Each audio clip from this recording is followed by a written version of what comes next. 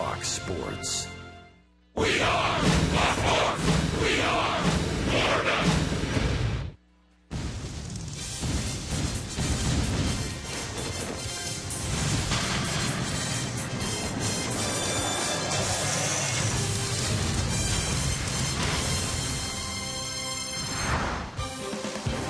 Overhead look at the beautiful city of Pittsburgh. PNC Park, home of the Pirates. Marlins and Pirates, Game 3. The Fish won Game 1. Pirates answered yesterday. A variety of ways to get here. You can come across the Allegheny, paddle it up yourself, or walk across the Clemente Bridge and come right on in. And Brian Flynn will get the start, looking for his first Major League win. The lefty, an emergency starter for the Fish. Guess who's hitting cleanup for the Fish today? A former Pirate, Garrett Jones. Hi, everybody. Rich Waltz along with Tommy Hutton. It's been an exciting series so far. Marlins got Game 1. Pirates answered last night. And the Fish, almost the accidental starter, is Brian Flynn. And that's with the injuries to Jared Cozart and Henderson Alvarez. You know, Brian Flynn, the big guy, 6'7", out of Wichita State. Last year, he made his Major League debut as a starter at Wrigley Field. I think a little less intimidating here at PNC, but he has to have control to be successful. Yeah, big guy, Flynn. Marlins have seen him as a starter and as a reliever. Edinson Volquez gets the start for the Pirates. This is a guy that's worn a lot of different uniforms, but he's been a solid starter in the big leagues. Yeah, Rich, whichever uniform he's worn, he's been successful against the Marlins. Look at those career numbers against Miami. 5-0 and a 1.95 ERA. This guy was an all-star back in 08 with Cincinnati. He was 17-6 that year. He has good stuff. Yeah, and the Fish trying to get back into the win column, trying to take this series and move on to Cincinnati. Rubber match in Pittsburgh, ready to go. G.I. Jones, Giancarlo, Christian Yelich, everybody ready to go. Marlins and Pirates coming up.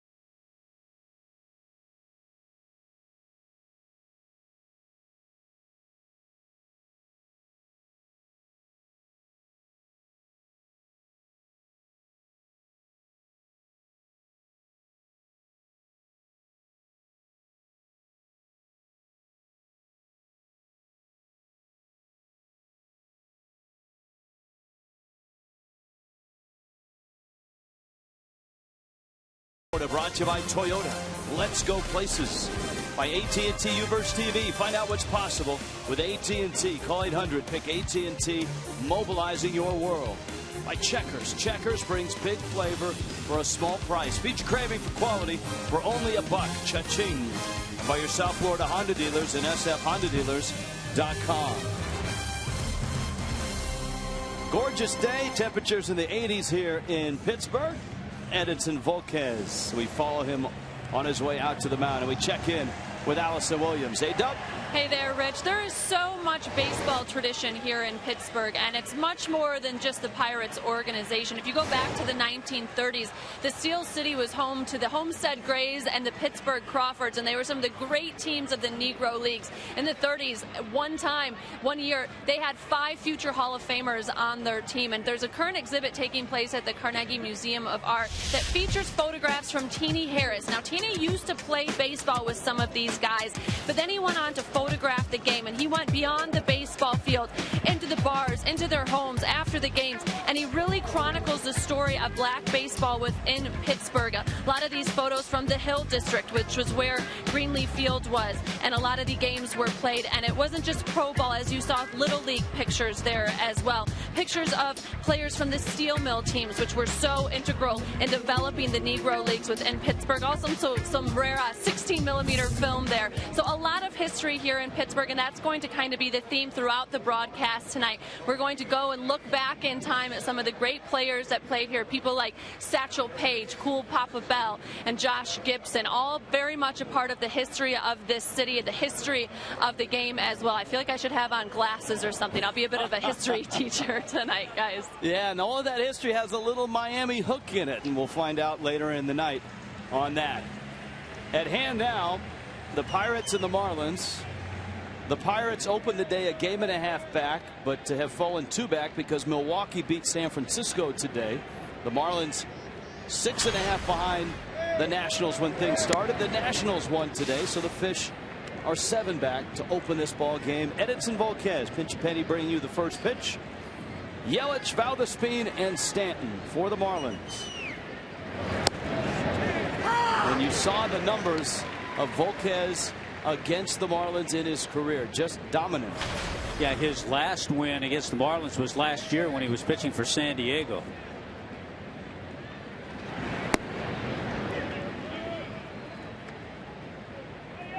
As a Red, as a Padre, and Volquez now as a Pirate.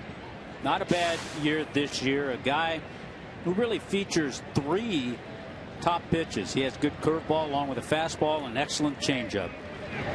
And of course, just about anybody that is a right-handed pitcher out of the Dominican Republic has that circle change that has been handed down from Mario Soto to Jose Rio to Pedro Martinez to Johnny Cueto, whom the Marlins are going to see this weekend. And of course, Volquez throws it as well. 3-1 pitch is out, and Yelich is aboard to open this ball game. Marlins lineup tonight, the Fish 3 under. It's brought to you by JM Lexus.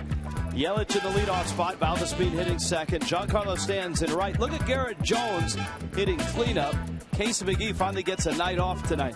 Marcell Ozuna is in the 5 spot. Jared Saltalamacchia catching. And Donovan Solano gets that start at third base.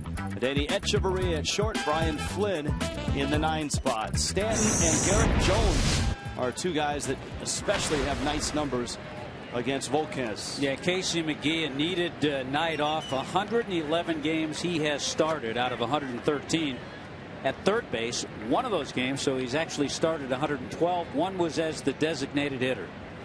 Yelich, terrific speed, and has been a nice base stealer this year. He's 13 of 16.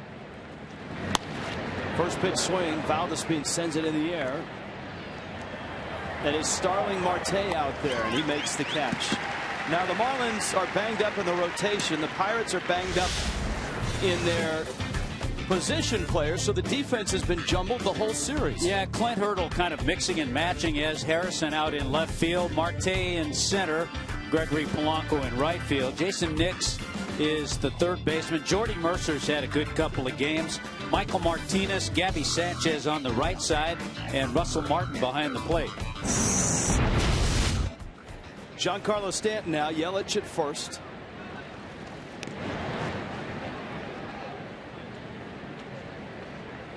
A terrific year by Stanton.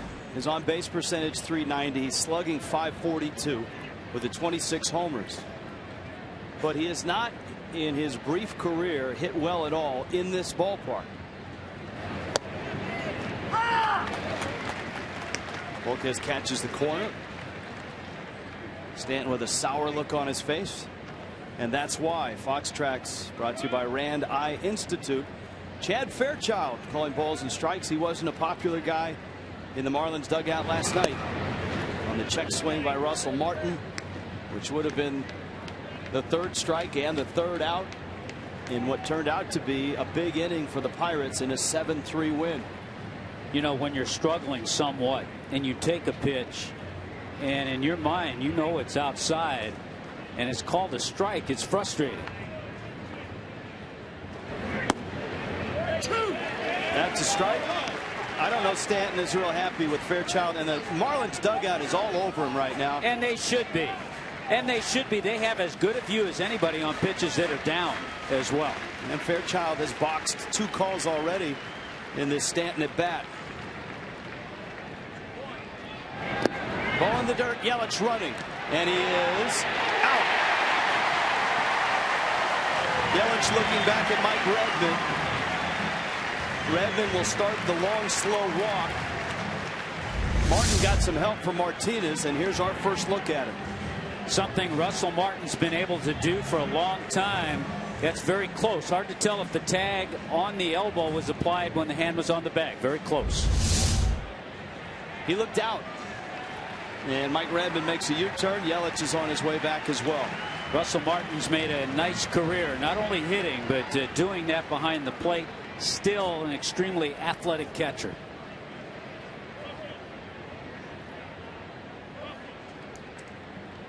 Something's up with Russell Martin. Giancarlo Stanton is not getting in the box, and he senses something's wrong with Martin. And now Clint Hurdle and the Pirates trainers are out. The count is 2-2. I was watching Stanton, and Stanton would not get in the box. And Martin was kind of motioning for him to get in the box, but Stanton knew something was up. There's Martin on the throw.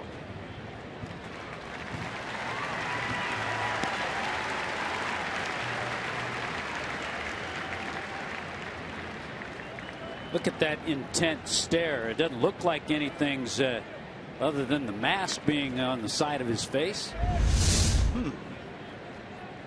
Well, he's all right. Here's the 2-2.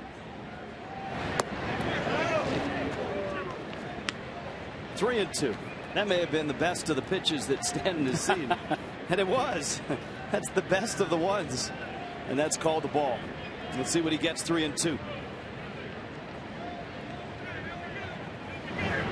Volquez called strike 3. Stanton can't believe it. And he barks at Chad Fairchild. The Marlins dugout incensed. Boy, that's just an ugly, ugly at bat.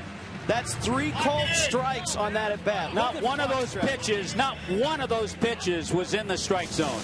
You got to shake yourself behind the plate. Wow.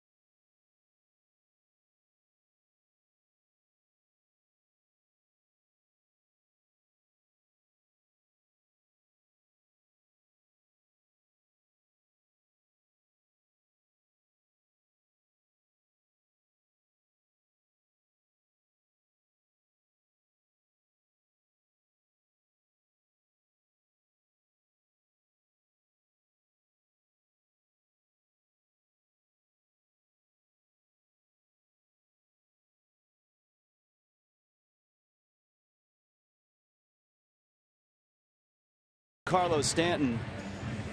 He took 3 pitches. They were all called strikes. And this, the last of them. Look at Fox Tracks. Nothing near Fox Tracks. And last night, Chad Fairchild was at first base, and this was a pivotal non-call on Russell Martin. It's interesting, Russell Martin involved in all those, because if you notice, on those low strikes, the way Martin caught the ball, he quickly snaps it up into the low part of the strike zone. He's a veteran catcher. He knows what to do. But that shouldn't fool a major league umpire. Well, that sets the tone for the night, and we'll see. Yeah, it does. It set my tone. I know that. We'll see how things progress from here. And into the fray steps the 24-year-old lefty Brian Flynn out of Owasso, Oklahoma. And Josh Harrison leads it off. Harrison's been everywhere in this series. He's in left field tonight. Jordy Mercer and Russell Martin right behind him. He's on quite a run, and he's having a terrific year, an all-star year for Josh Harrison. He's slugging over 500 right now. He's done lots of damage, 22 doubles, 10 homers. And he's a guy that Brian Flynn needs to keep off base. Flynn, as we've seen in his brief time with the Marlins, does not have the best of moves to first. And a 90-mile-an-hour fastball foul back to the screen. For Flynn to have success tonight, Tommy, what's the recipe? He just cannot find the middle of the plate. He's not overpowering. You saw that 90. That's probably where he's going to top out. Harrison liner left field. Yelich there, and he makes the catch. That 92. That's good. And he also got in on Harrison a little bit. All right, the Pirates lineup, still no Alvarez, still no McCutchen, and still no Neil Walker, who's got a sore back. J.M. Lexus brings you the lineup. You've met Harrison. Jordy Mercer's been impressive at the plate and at short in this series. Russell Martin, Gabby Sanchez hitting cleanup, had a big 2-run double last night. Marte in center, Jason Nix at third. The young 22-year-old Gregory Polanco in right. Michael Martinez at second, and Edinson Volquez in the 9 spot.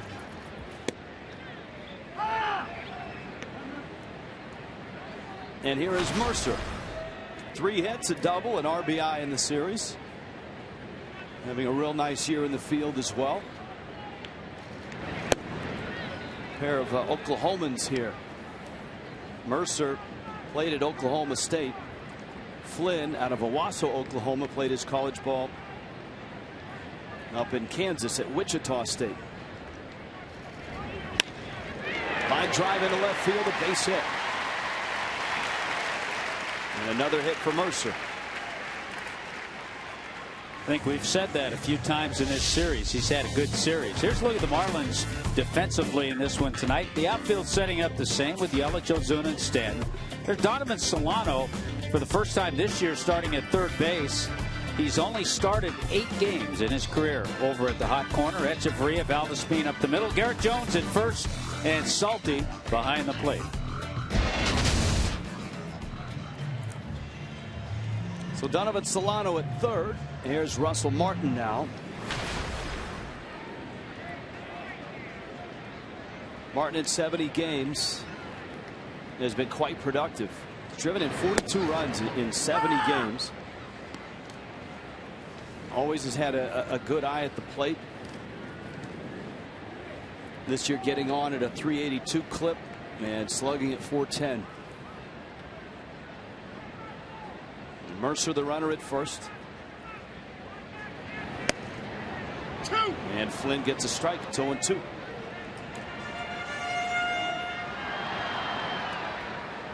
And Flynn gets a break. It's been a battle so far for it has Chad Fairchild.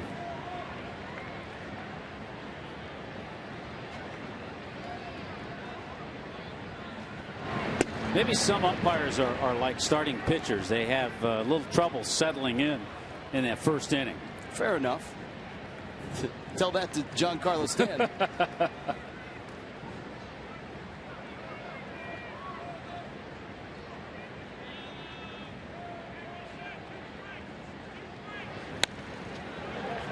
Martin fouls it back. Well, I'll tell you what, Giancarlo did a terrific job in controlling his feelings, because you know what he wanted to do, but he also realizes his importance to the Marlins lineup, especially with Casey McGee out tonight. And it's the first inning.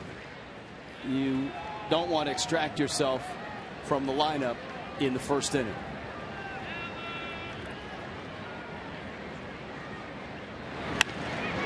Martin a liner in center field, and that's in for a hit. And so the Pirates have back-to-back singles. And that brings up Gabby Sanchez.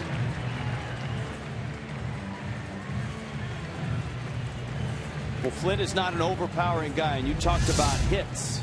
Yeah, the term you hear, that ball got in on Russell Martin a little bit, but he muscled it out there. The term you hear every so often with a pitcher that those 95 plus, he has swing and miss stuff. Brian Flynn does not have swing and miss stuff, so he has to be on the corners and he has to mix it up and keep the hitters off balance. AAA this year, 117 innings, 140 hits. And so here's Gabby Sanchez, a former Marlin who cracked one in the gap to right center for a big 2-run double last night. The average down for Gabby, but 20 of his 42 hits this year have been for extra bases.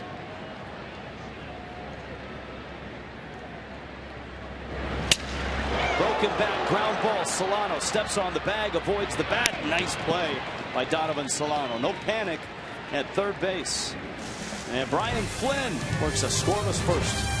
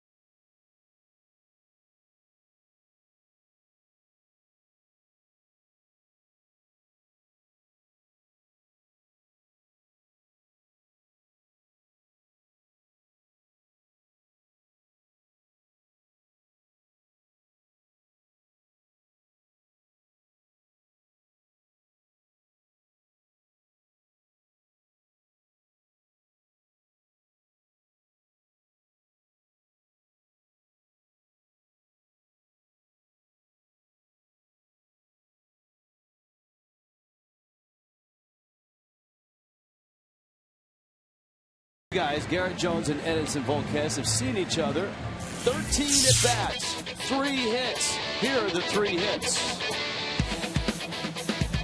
As a red, Volquez. Here is a red.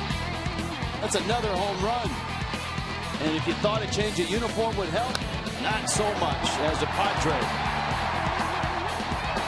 You know what's great about those 3 home runs? One was Oppo, one was to deeper right center, and the other one he pulled a little bit more. Jones takes a strike. Marcell Ozuna and Jared Saltalamacchia will follow.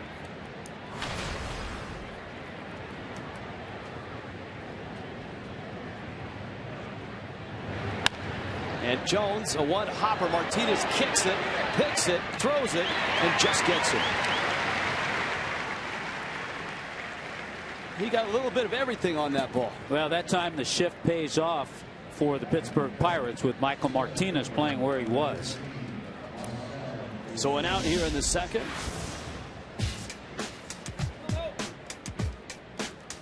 Marlins Park, heroes are always welcome. And when the Cardinals arrive on a Monday, it's a Heroes Monday. Military vets and first responders also in on Monday. All you can eat seats, just $22. Unlimited KMB Franks, nachos, peanuts, popcorn. The Heroes Monday presented by GovX.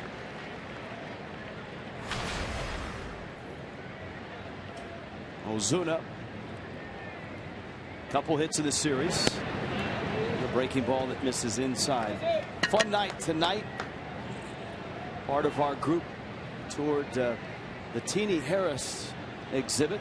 If you caught Allison Williams right before first pitch talking about the history of baseball, not only the Pittsburgh Pirates in the National League, but also the great Negro League stars and teams that came out of here. And Teenie Harris captured a lot of that, a lot of incredible photos. And the exhibit here at in Pittsburgh, we'll have that as the show goes on. And there's a Miami twist to it all. That one in on the hands, and Volquez pops it up. Jordy Mercer makes the catch. So with 2 outs, here's the scouting report on Edinson Volquez. Let's check in on the right-hander. Just 6 foot tall. He has 3+ pitches. We talked about that. The changeup is his go-to pitch. It's a very good one. And his curveball changes shapes. Sometimes a little sharper, sometimes from a little different angle. Sort of like the Hulk. Changes shapes.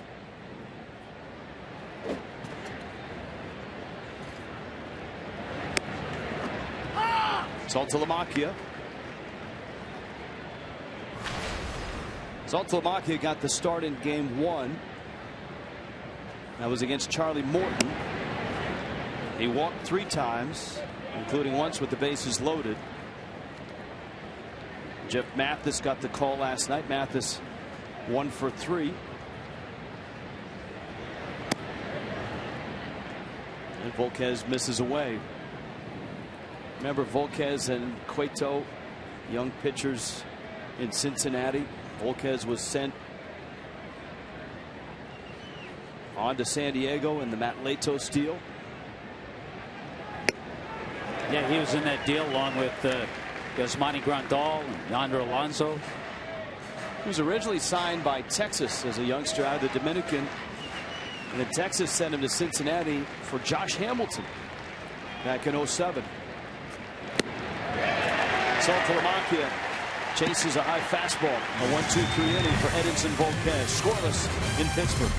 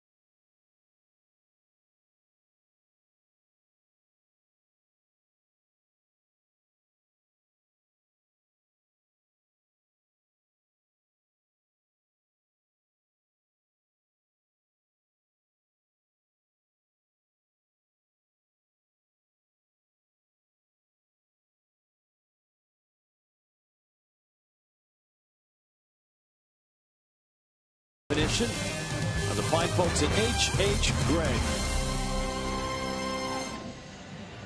Gorgeous shots across the Allegheny into downtown Pittsburgh. Marlins were here for 3. They'll be on their way to Cincinnati after the ball game to open up a 3-game set with the Reds.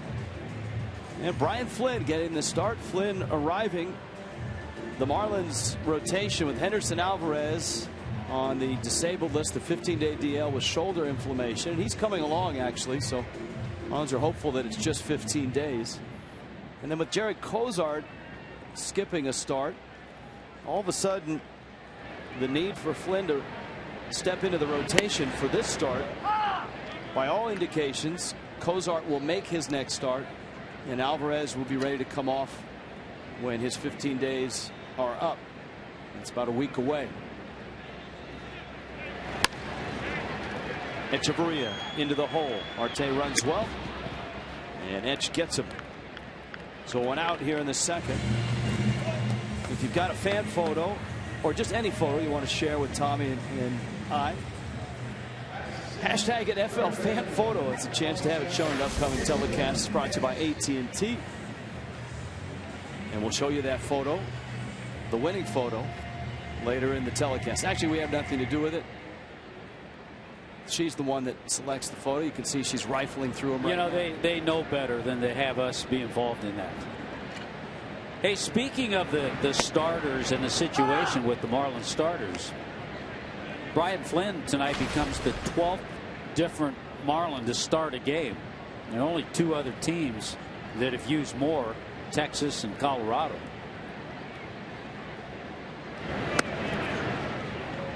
And Tommy, for a guy like Flynn, who when he arrived thought, okay, middle relief, maybe a week or 2 in the big leagues, to get thrust into this start, big house, postseason implications, certainly for the Pirates and the Marlins trying to claw back. This is a real opportunity for this left-hander.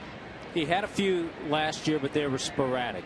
He was in 5 games last year. He had 4 starts. But where he has always gotten in a little trouble is giving up a lot of hits. Control generally has been good.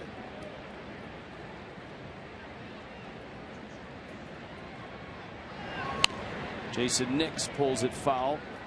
Well, the Marlins rotation banged up. The Pirates everyday lineup is banged up. Of course, Andrew McCutchen is still being evaluated after injuring his side on Sunday. A little more progress, but not certainly enough for the Pirates to know one way or the other whether to disable him or try to let him come back within the week.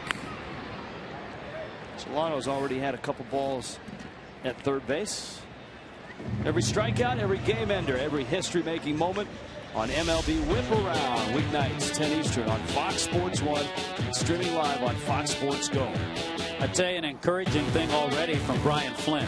He's gotten in, a little cut fastball, and he's gotten in on a couple of right-handers already. Gabby Sanchez to get the double play, and he got in on Nix with that last pitch. There's a look at McCutchen. He's been active during batting practice, though no swings. And one of the things in the Pittsburgh paper this morning, the physicians that have examined him and looked at him have come out and said there's no correlation between the ball that hit him in the back and the injury that he had with his side. You know, the other concern that Clint Hurdle has is with his second baseman, Neil Walker.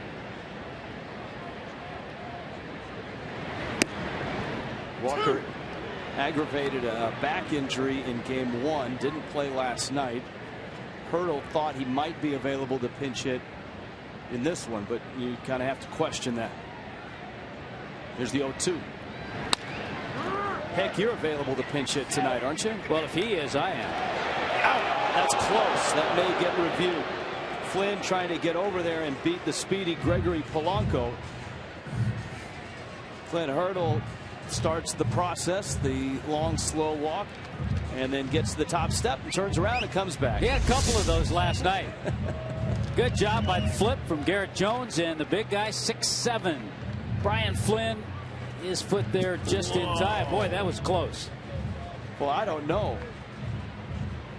I think he beat it. Well, Hurdle turned back, so the call stands. There you go. Scoreless game.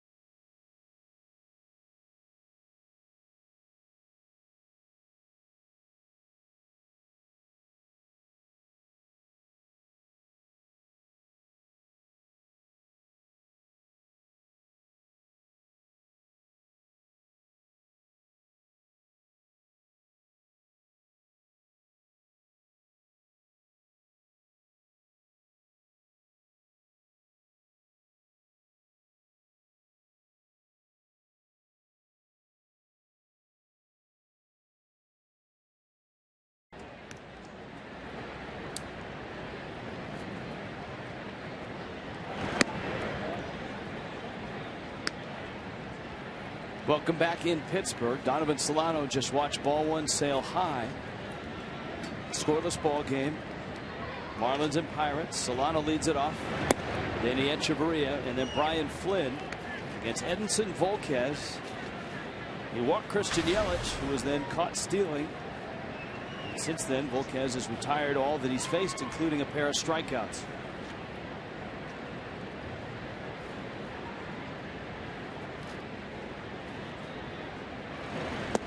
I'm sure, Rich, there's some guys in player development with the Texas Rangers who were pleased with Edinson Volquez, because when he was a young player in Texas, he had a lot of issues that they really worked with him on. And he was one of those guys, Tommy, that got sent all the way back down to single A and told, all right, if you want to get back to the big leagues, here's how you're going to have to do it.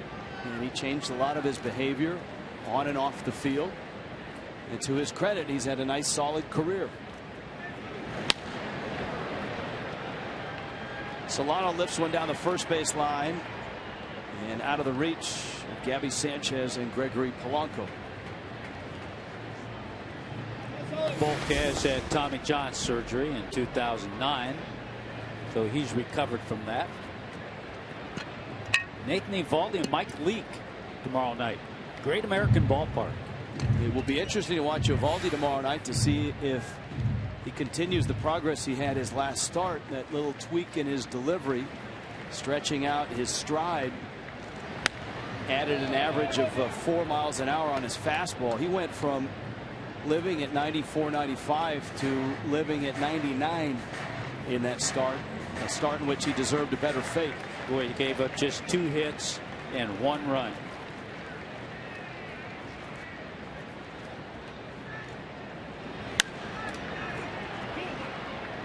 This one playable. Polanco into foul territory, makes the catch. Let's check in with Allison Williams. Rich, we continue with our history lesson of black baseball in Pittsburgh with a closer look at one of the teams that's photographed in Teenie Harris's photo exhibit currently on display in the Carnegie Museum of Art. It's the Crawfords.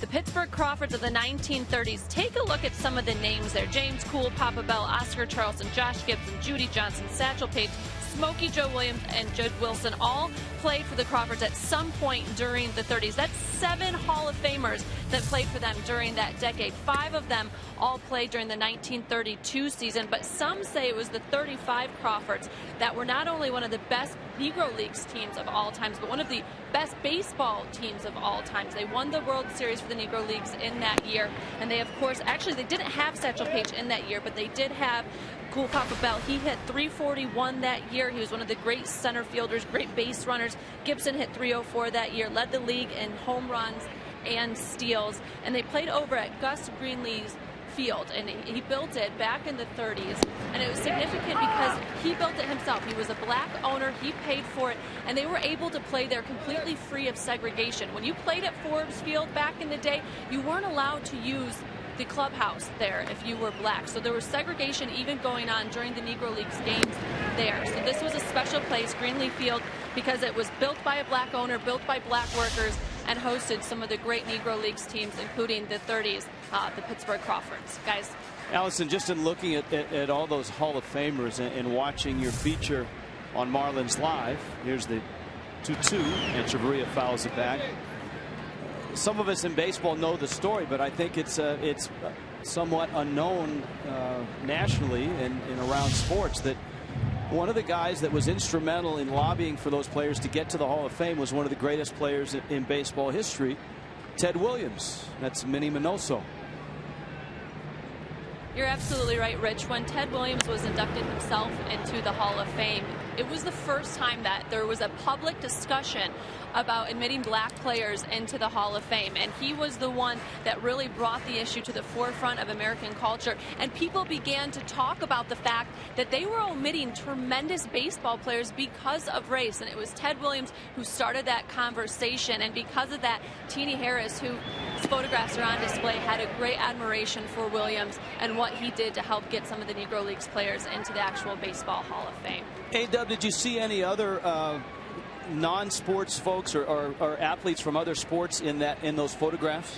There were some really cool photographs of the steel mill teams, which were significant because obviously the steel mill's huge here in Pittsburgh. But what they would do is they would actually get people jobs who weren't necessarily good steel workers, but were good baseball players, because the club teams that they put together were so competitive and so big, and people cared so much about winning them. They would actually get people jobs in the steel mills that were good baseball players. And then from these teams is where a lot of players emerged that went on to play in the Negro Leagues. Word of mouth, what they were able to do for the steel mill teams helped them get jobs in professional baseball. And Chavarria pulls that ground ball, the Knicks across the diamond. And the way that the photographs were selected, Allison, that's significant too, isn't it? Yes, absolutely. Teenie Harris was the photographer. The guest curator, though, for the exhibit was Sean Gibson, or is Sean Gibson, I should say, who is the great-grandson of Josh Gibson, who, if you knew anything about Negro League baseball, some say was probably the best player from the Negro Leagues. And he was the one who was tasked, and I don't envy this job, of going through over 600 photographs and narrowing it down to just 25 that are on exhibit there. And some of them had very special significance to him. And going through the photographs, once they blew one of them up, and it was a photograph he actually picked because of the crowd that it showed. It didn't show the game, but the crowd, and it gave you a nice sense of what games were like back then. And in that, he found a picture of his own father in the dugout. Wow, that's something. A 1-2-3 inning. Volquez cutting right through the fish right now. But Brian Flynn has matched him.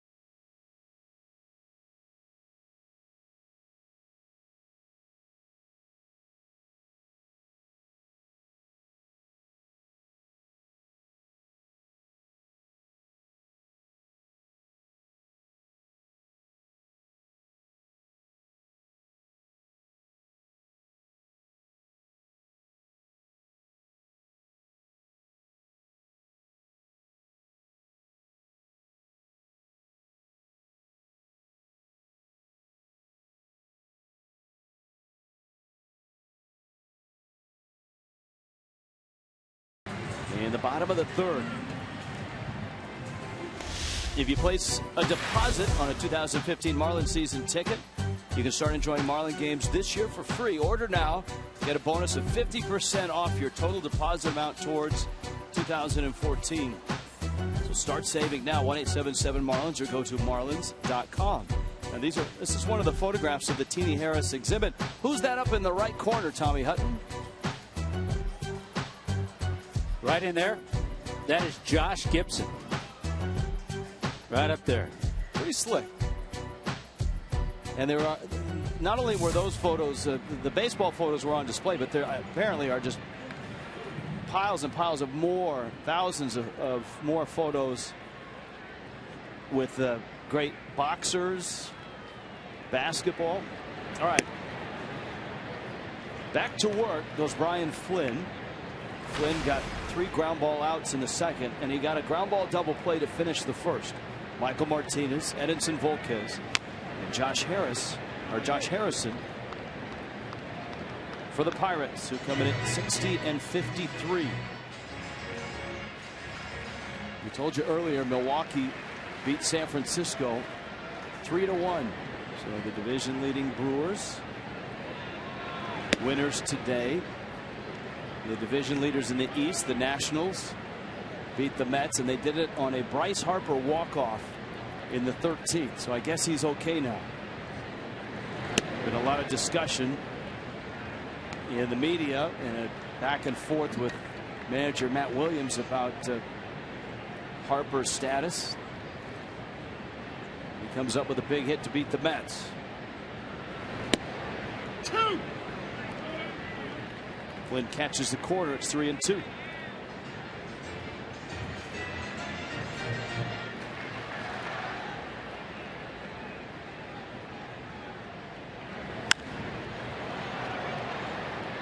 In the air, right center. Ozuna's there and he makes the catch. Volquez coming up, so is this. It's copyrighted telecast presented by the authority of the Marlins, may not be reproduced or retransmitted in any form.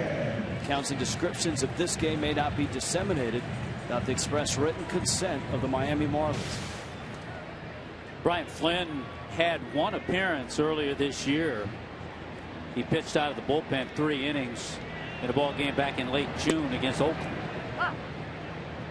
Gave up 4 hits, couple of runs in his 3 innings of work.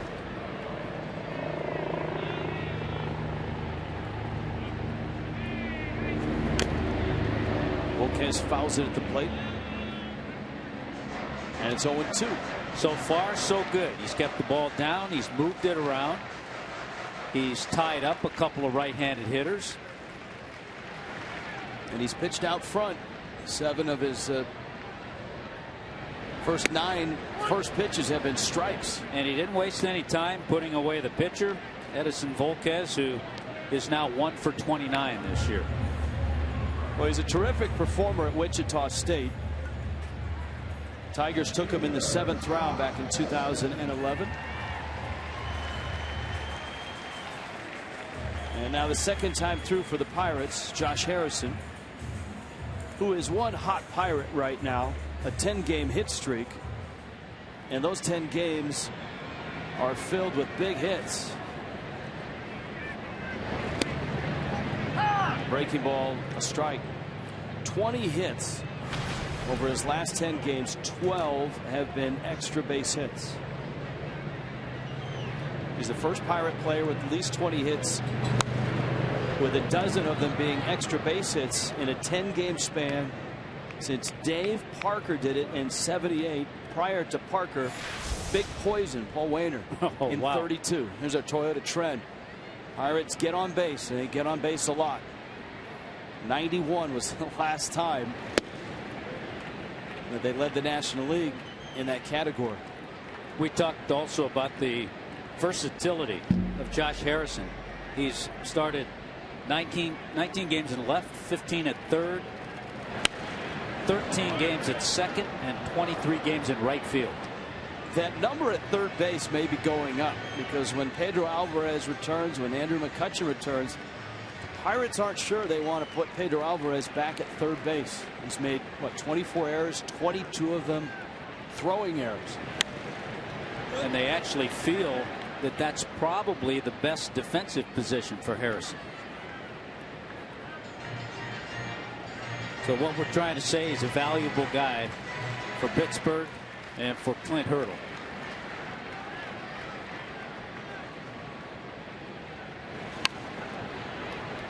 Another breaking ball, and Harrison pulls it foul.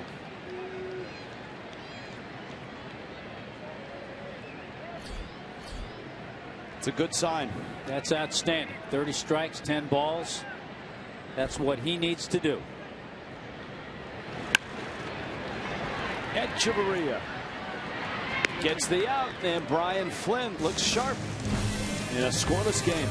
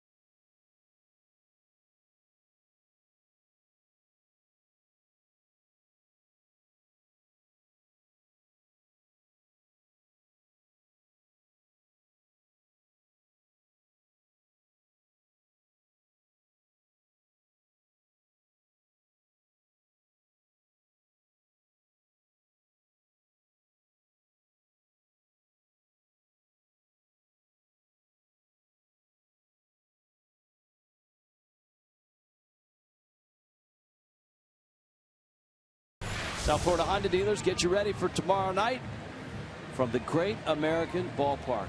Friday chat with Mike Redmond, Craig Minervini, Preston Wilson. Marlins live tomorrow at 6:30. The Reds Hall of Fame weekend in Cincinnati. Top of the order, Yelich, Valdespin, and Stanton.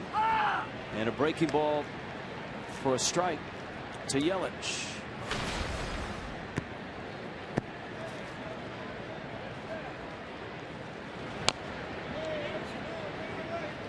Change up. Yeah, I think we've seen the command that Volquez has. He started with curveball, he threw a change up for the second pitch. Chad Fairchild still having trouble with that low pitch. That first pitch was a called strike. And they try to elevate against Yelich, who did some elevation of his own yesterday in the second inning. A bolt of a home run to right. His 9th of the season.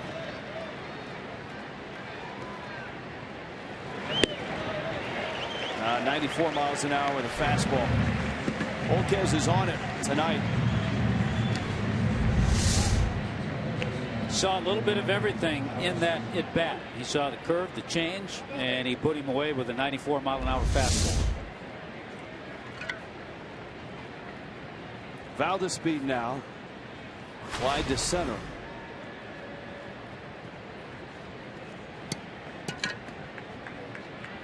Pirates have the Padres in here for the weekend. The Padres actually have been here for a while. Padres got in from Minnesota last night, not too late. And a day game in Minnesota.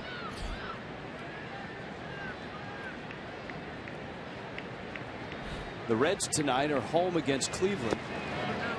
As you pointed out, all of a sudden their offense has sparked to life, and they've got a 3-0 lead, backing up Homer Bailey in the third in Cincinnati. Yeah, they've scored, I believe, 17 runs their last 2 games.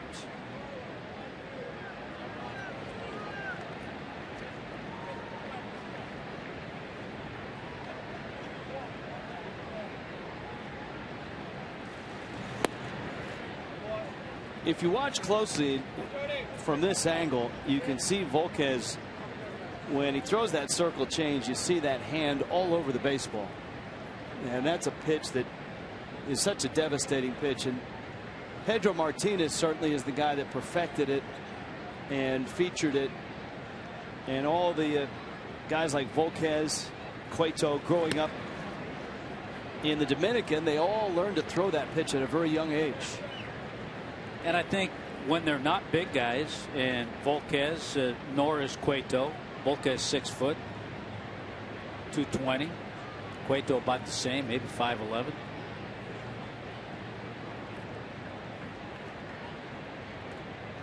(3-1) to Valdespin. Pitch is up, and Valdespin is aboard. Now here comes Stanton. If you weren't with us for the first at bat, Giancarlo Stanton didn't swing at a pitch. And here's a look at it in the first inning. And each time, watch Russell Martin, the catcher, how he brings it up.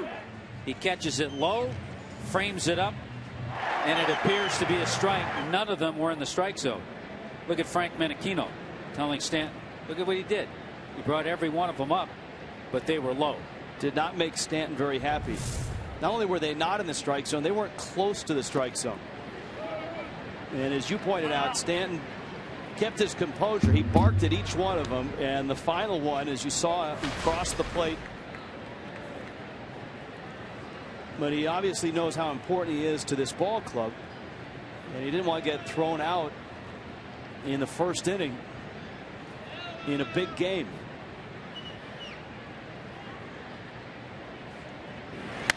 Stanton drives it right field, hits it well. Polanco looking up, and it is foul. It's a foul ball.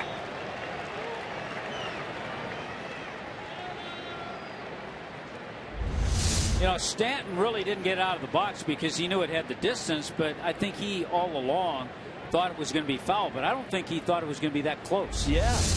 You could hear, just to show you his power and that it's not that deep down the right field line, he didn't hit that ball all that well. And you could hear it clang off the fence just to the right of the foul pole. So the count's 1-1.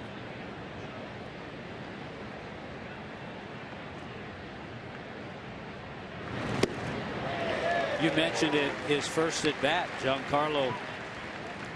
In his previous 10 games here at PNC, just a .216 hitter, no home runs, and only 1 RBI. He's 8 for 38 now, so that .216 down a little bit.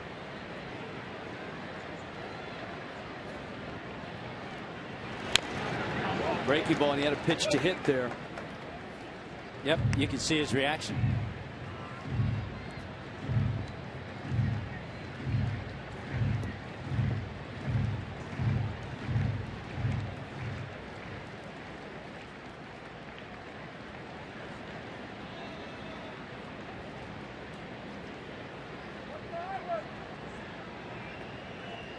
One-two coming.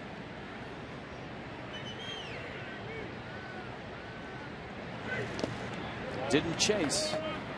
The difference with Volquez's breaking ball, we've seen Stanton over the last couple of weeks chase a lot of sliders. His is more of a curveball.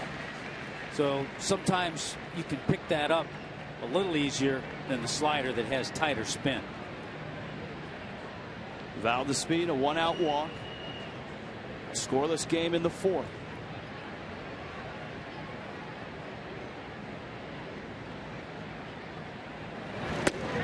That pitch is in. Count full, 3-2. Do you start Valdespin here? Why not? Having trouble scoring runs. It's a close game. Even though Yelich was thrown out in the first inning, I say yeah.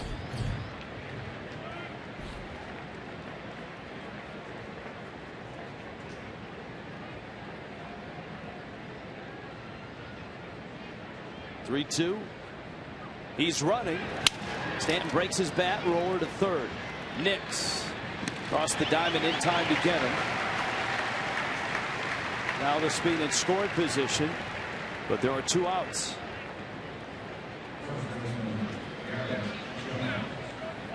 Now remember, Garrett Jones hit the ball well last time up. He hit it into the shift. Michael Martinez, the second baseman, was in shallow right field, but Jones hit it hard. This is an abridged shift because of the runner at second. He's still a popular guy here, is Garrett Jones. Yeah, they love G.I. Jones here. 5 years as a Pirate, hit 100 home runs in his 5 seasons. With Valdespin at second, Nix, the third baseman, has to hang close to third, so that widens the gap between Mercer, the shortstop, who's over on the first base side, and Nix over on the left side. Jones went through that gap for a hit in game 1.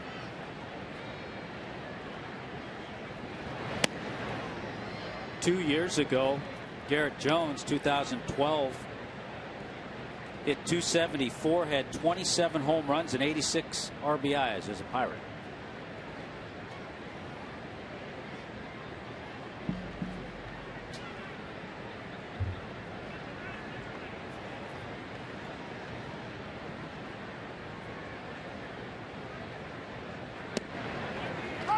Change up 2-0, and it's taken for a strike. Shows you the confidence that Volquez has in that changeup.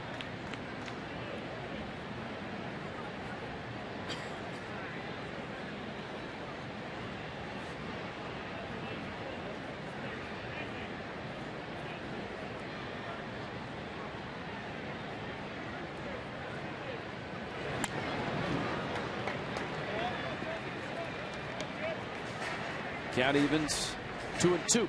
And I guarantee Volquez knows that Garrett Jones has taken him deep 3 times.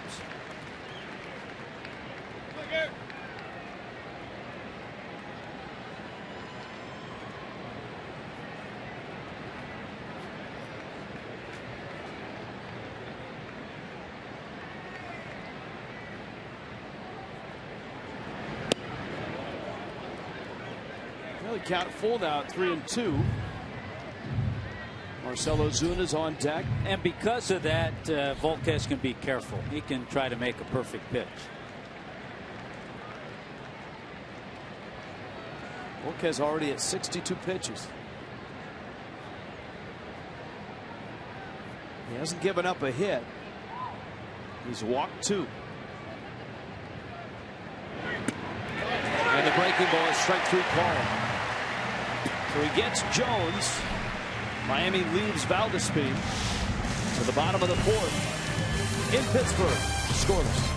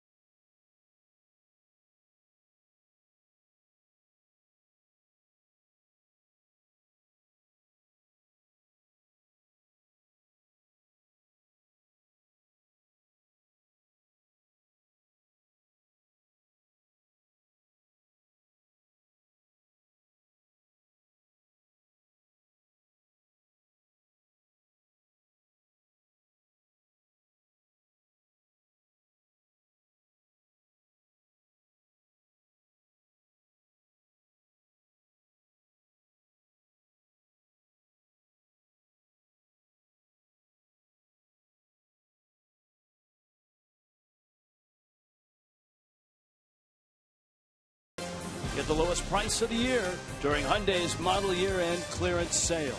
By Bluebell Ice Cream. And by your South Florida Chevrolet dealers. Great walkway right behind the ballparks. Ballpark. And then Heinz Field. Terrific football facility just down the way. Just continue on a little bit more and you'll find Heinz Field.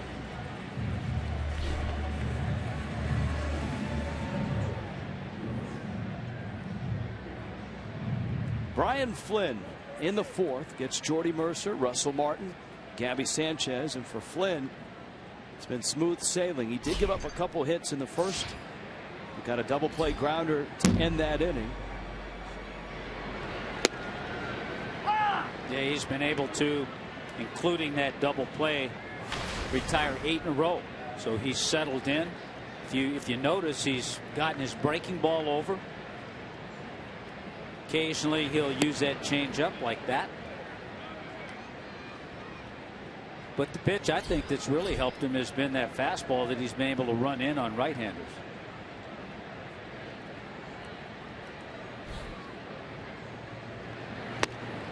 Isn't that the case with every lefty that doesn't throw hard? You almost have to have that cut fastball in your toolbox. Yeah, you know, soft away and then you cut that fastball in. That'll get you a lot of outs.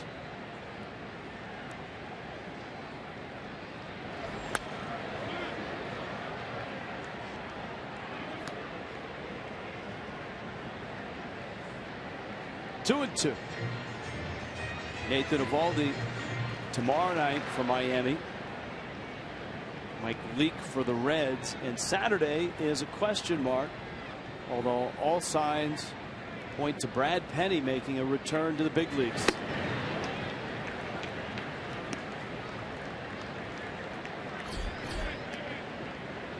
Brad Penny pitched in the big leagues in 2012 with San Francisco, but all out of the bullpen. His last major league start was in September 2011. That's a fair ball, and it's going to hit that short fence. Yelich played it well. Mercer around first, throw to second. He is in there. Valdespin had a real tough short hop pick, and Mercer's got himself a double. Would have been a really close play, but you're right. The throw was strong, but it short hopped Valdespin. Well played by Yelich who comes in, changes directions, scoops it up like an infielder, and there's that short hop, and Valdespin just couldn't hang on. Let's see if he hangs on. I'm not so sure. He may have gotten in under the tag anyway.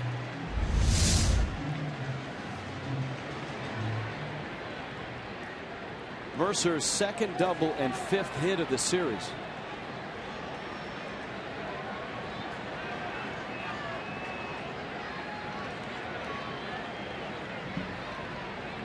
Now Martin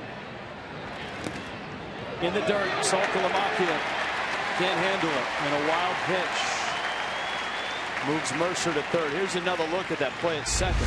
Keep in mind he's sliding straight on. Well, inadvertently, he actually kicks it out of his glove. But there's advantages, and always an advantage of sliding feet first. If you're sliding in head first, Valdespin may have had a better chance to tag him.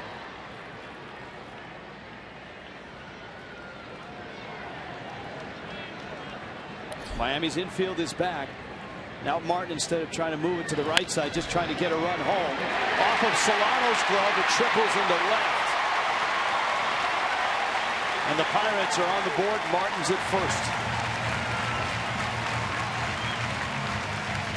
A tough hop for Donovan Solano, who again has started just 8 times at third base in his career. Ball skipped off his glove and then out of the reach of Echeverria. It's short.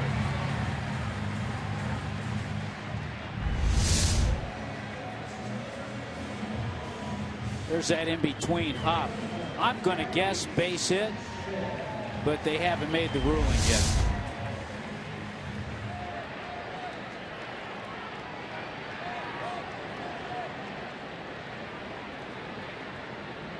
Gabby Sanchez. Right field, Stanton over and in, and he makes the catch.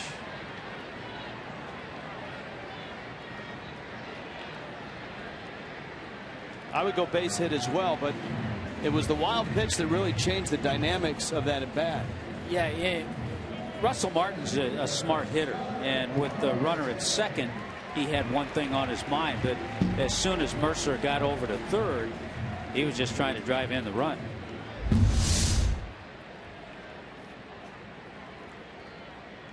That's a do-or-die pick, but they still haven't made the ruling yet. There was a ball similar, not quite hit as hard, I thought, by Casey McGee the other night to Josh Harrison, who was at third, and they gave Harrison an error.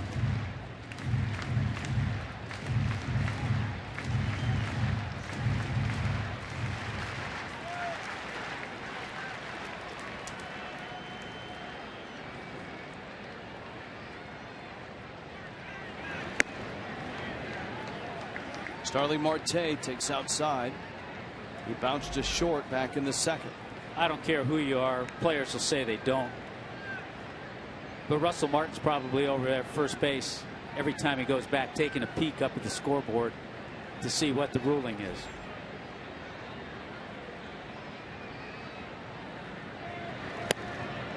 I think it'll be a good opportunity, and it's a test for Brian Flynn. If he's able to get out of this situation, just giving up the one run, then he's done a good job. Marte bounced to short, and it has been confirmed it's a hit. That one is smoked left field deep. Yelich looks up, and it bounces into the seats.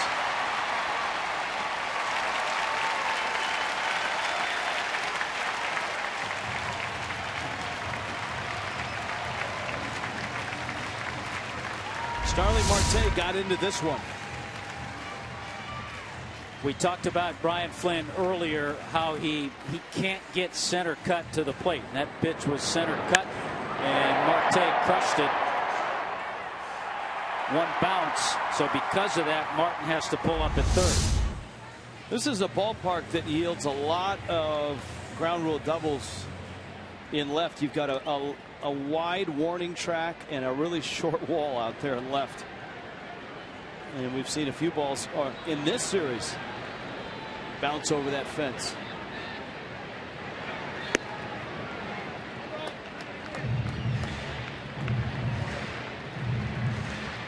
Now Nix.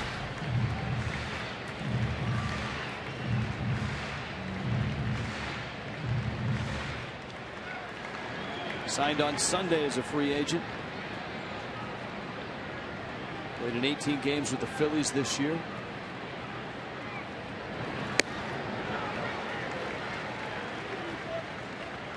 Jared Saltalamacchia trying to settle down Brian Flynn.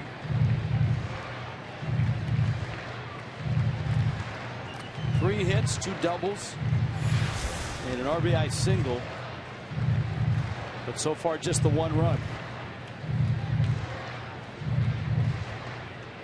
Brian Flynn, 24 years old. His longest outing in the major leagues was last year. He went 6 innings in a loss in Philadelphia.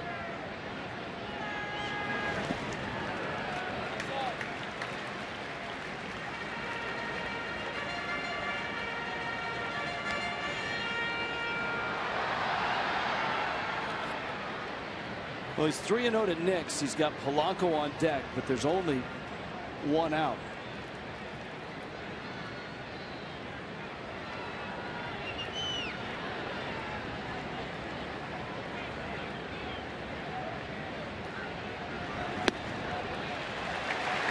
And they're loaded.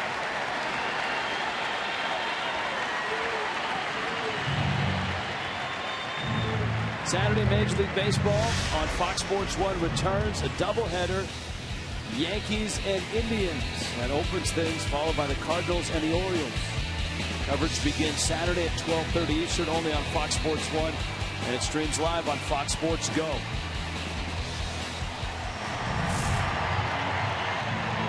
It's a tough matchup. Polanco very hard to double up.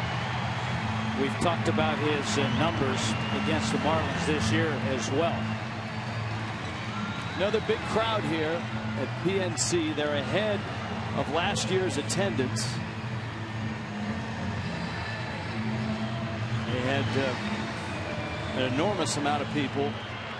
2.46 million, actually 2.25 million last year. And that was just below the 2.46 that they set when they opened this ballpark. Well, they were so hungry for a winning team. I think a little disappointed over the offseason that the Pirates didn't make any moves, any big moves.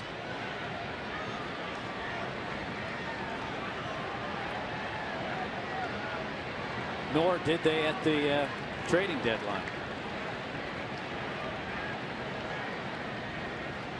Corners in, middle back. And Flynn, no place to put Polanco. About the only move they made was flip-flopping relief pitchers, Jason Grilli and Ernesto Frieri.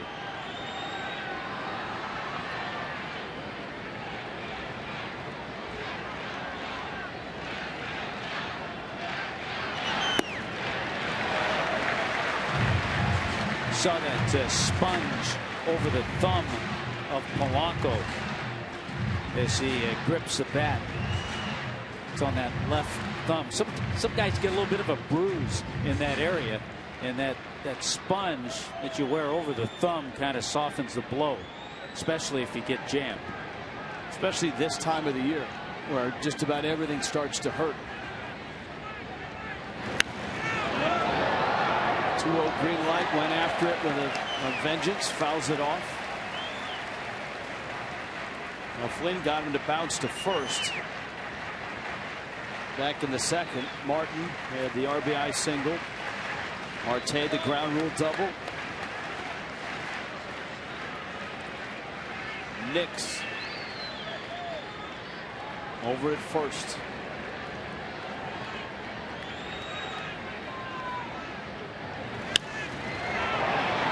Flynn makes a good pitch. It's 2-2.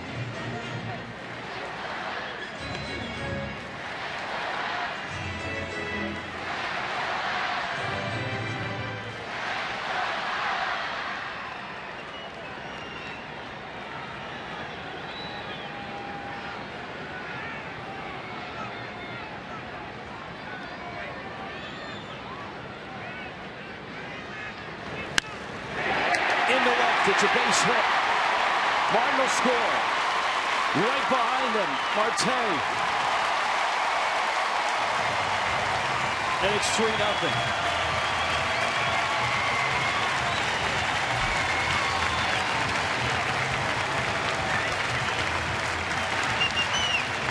I think it was the right pitch.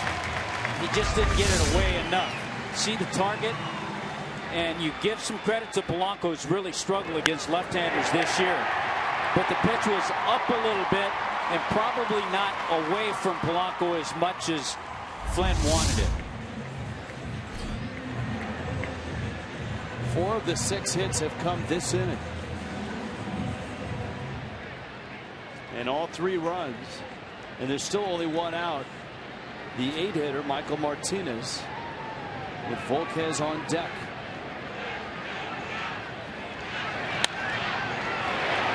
It's a foul ball. One of the tough things facing Mike Redmond tonight, with the sudden injury that will only keep him out 1 turn for Kozar, is that Flynn was his long guy. And so the question would be, what if he needs a long guy on a Flynn start? And Redmond's answer was, all hands on deck. And that's only fitting when you play the Pirates. And Martinez went down hard on the swing. But it does put Mike Redmond in quite a predicament.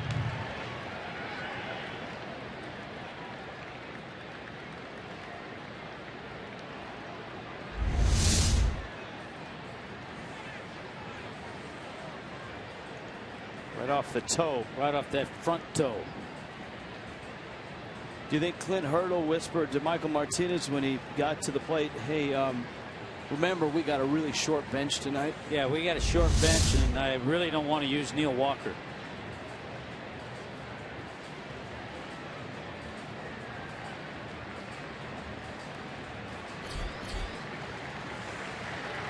Little guy we've seen last couple of years with Philadelphia, Michael Martinez.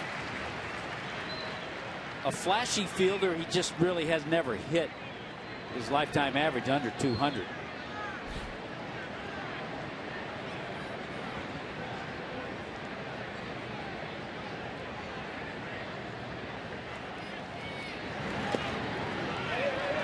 Saltalamacchia retrieves it.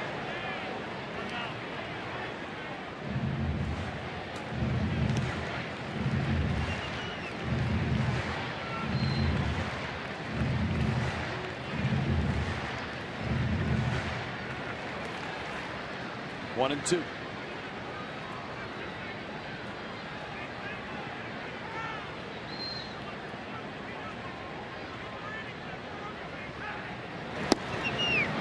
And he got him. Martinez strikes out. And here comes the pitcher, Volquez. He does have that trap door where he can escape. He had the number 8 hitter. Now he has Volquez. We mentioned 1 for 29 now this year, and he struck him out last time.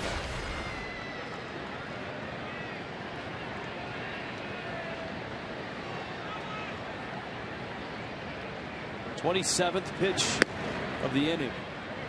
And it's up and it's out. The Braves are back home tomorrow night, and it's the Nationals who arrive, with Atlanta on an 8-game losing skid,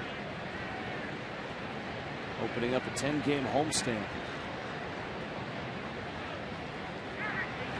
If memory serves me right, the Braves have handled the Nationals pretty well this year. That'd be a big series. The Braves have swept the Nationals 3 times since the start of 2013. Not good. My memory hasn't gone yet. Not yet.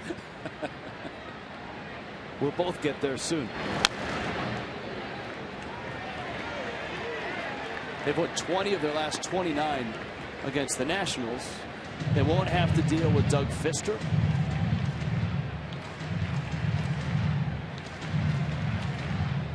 They'll get Steven Strasburg, Gio Gonzalez.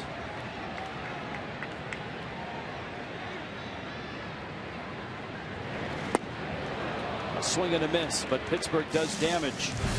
3 runs worth in the 4th.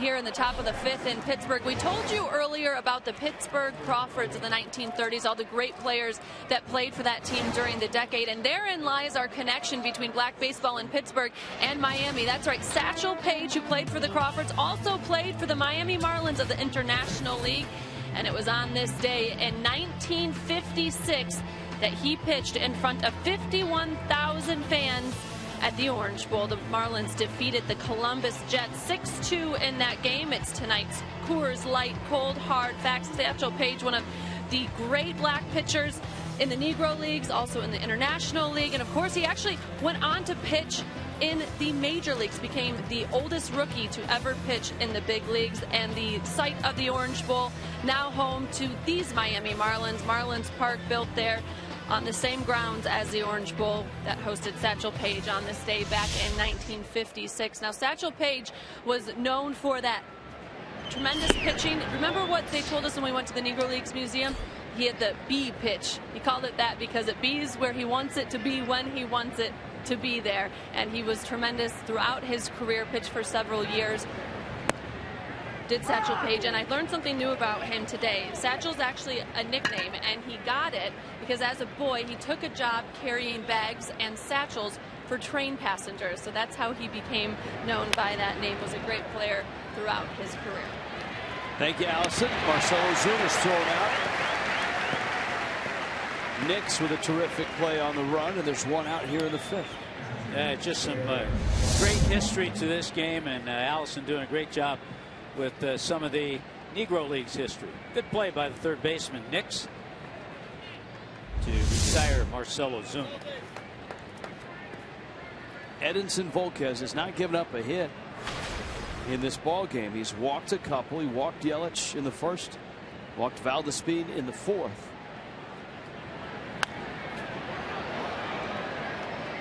And Saltalamacchia was struck out in the 2nd, is behind in the count 0-1. Wasn't that 1956 game at the Orange Bowl, wasn't that a Bill Veeck promotion? Yes. Yeah.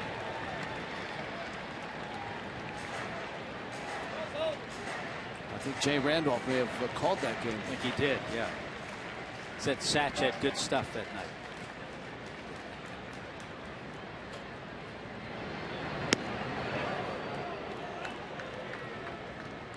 Volquez kind of stopped on that, and that was in the zone. So Lamacchia got a break. See if he takes advantage of it. The 1-2 fastball up.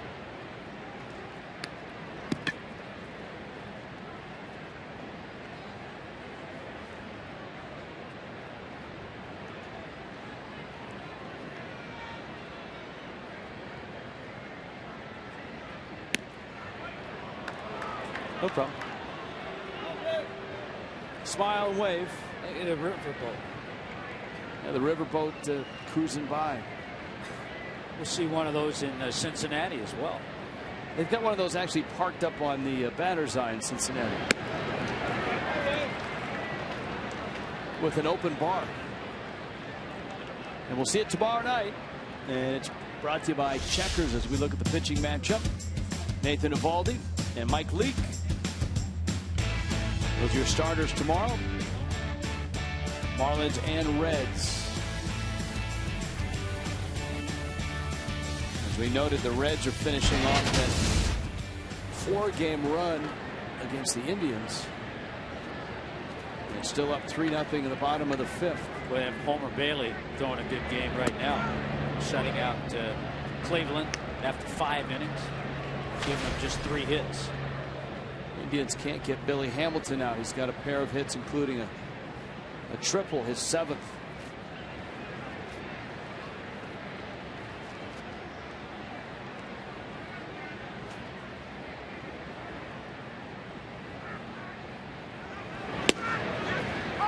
Solano takes a strike.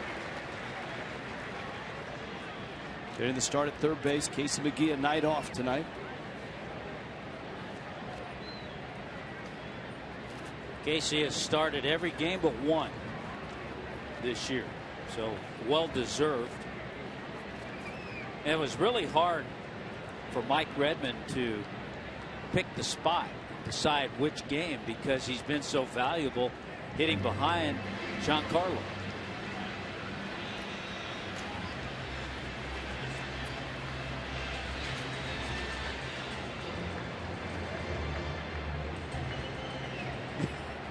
What did we ask Red before the game if he told Casey last night?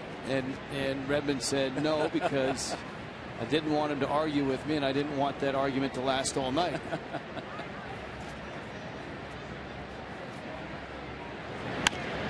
Solano rolls one into left field. And there's your first hit for Miami.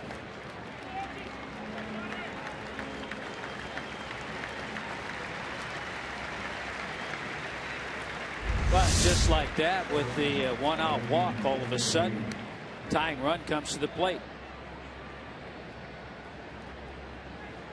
Danny Echeverria. That's the one thing we've seen in Donovan Solano. It doesn't matter how many days he has in between starts or getting an opportunity, he always seems to give you a pretty good at bat.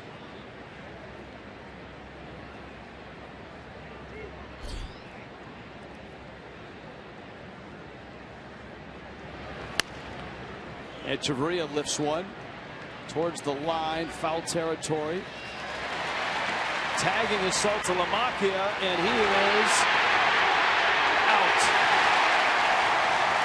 Gregory Polanco nails Saltalamacchia, and the Marlins down 3-0. And the inning ends.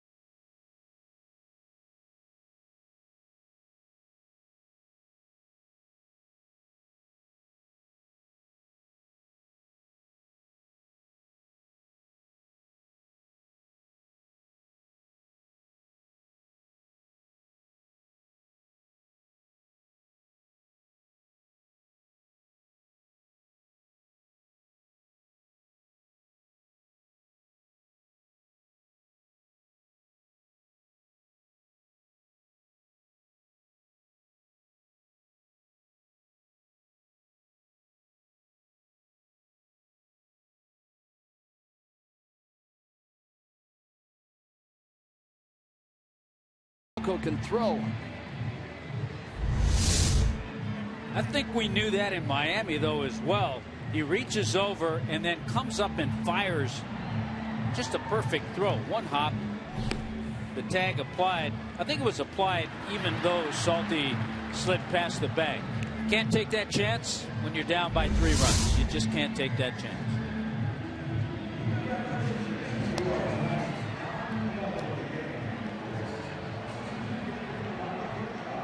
Brian Flynn was the on-deck hitter, and he's at 71 pitches. And I'll tell you what happens. Sometimes when you're struggling scoring runs, you try to force the issue. And I'm sure that's what Salty was thinking about. Try to be aggressive, try to get there. Maybe something will happen. Maybe the throw will skip by. Sometimes it's just not the right play.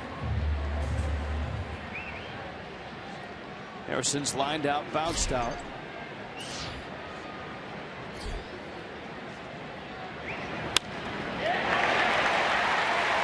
Into left, Yelich picks it up. Josh Harrison has his first hit of the ball game. And an 11-game hitting streak now for Harrison. Marlins and Cardinals got a 3-game series going starting on Monday, and on Tuesday it's a half-price Tuesday. Get half-price tickets on Lexus Legends level, baseline reserved, bullpen reserved, home run porch tickets. The Miami Herald half-price Tuesdays. For details, pick up the Tuesday edition of the Miami Herald or El Nuevo Herald.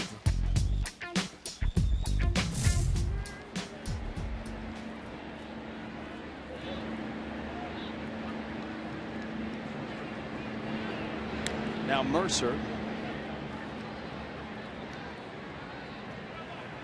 He has 2 more hits tonight. Singled in the first, doubled and scored in the fourth. Josh Harrison this year, by the way, 10 for 20 against the Marlins.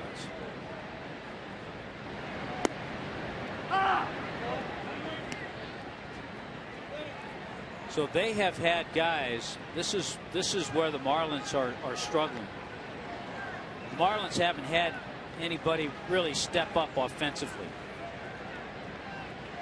The Pirates have, with McCutchen out, with Neil Walker out. Mercer's had a nice series. Josh Harrison has stayed hot. Polanco has come through. So that's what you need when others, and we saw that for a time. Remember, there was a time the Marlins were winning some games and Giancarlo wasn't hitting. And McGee wasn't hitting in that stretch either.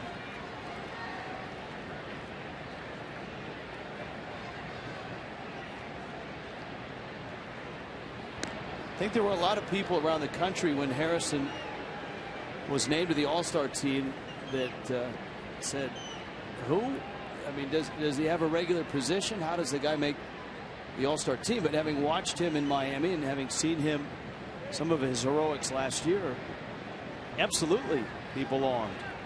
And he's got a huge jump. The ball pops out of Saltalamacchia's glove and rolls to the screen.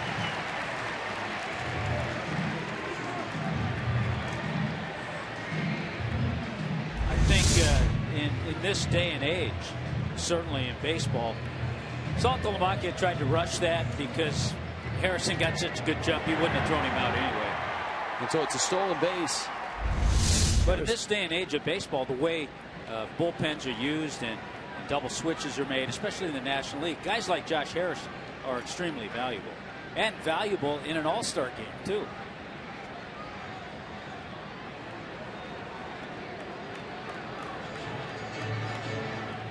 Of course, Ben Zobrist, an all-star.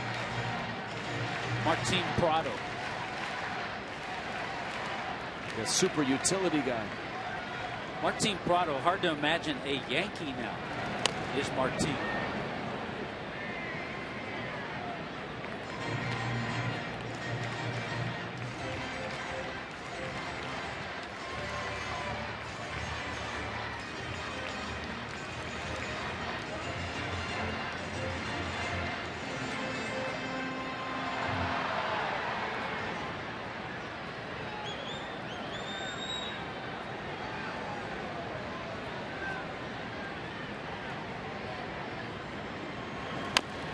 That one fouled off the foot of Mercer. Yankees with a 1-0 win over the Tigers today. Tigers are really having trouble scoring runs lately. Shane Green, the Yankees, right-hander, 8 shutout innings to beat Detroit. Speaking of Detroit, I know he's now, where is he, Kansas City? But Omar Infante was another all-star with a guy that played multiple positions back in 2010. Up the middle and under the glove of Valdespin. Ozuna has it. Racing home is Harrison. And Jordy Mercer is having an incredible series. 6 hits now. 3 of them tonight. The other thing about Jordy Mercer, this is just his 7th game this year, hitting in the number 2 spot. And hitting in the number 2 spot this year, he has 11 hits in 23 at-bats. So I would say he feels pretty comfortable in that role.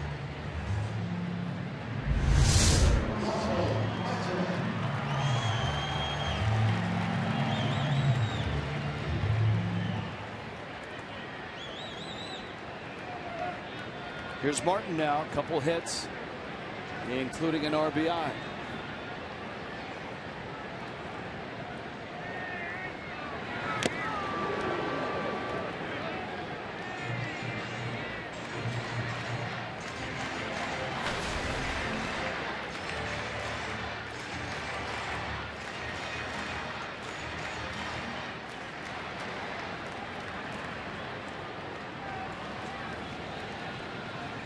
Well, there's been a valuable guy to that Marlins bullpen, Sam Dyson.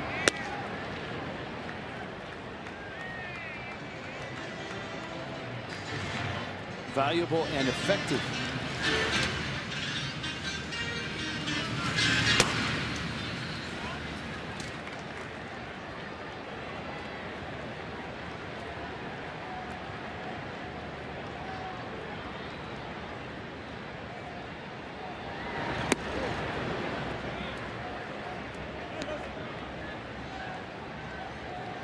Six-game streak for Martin.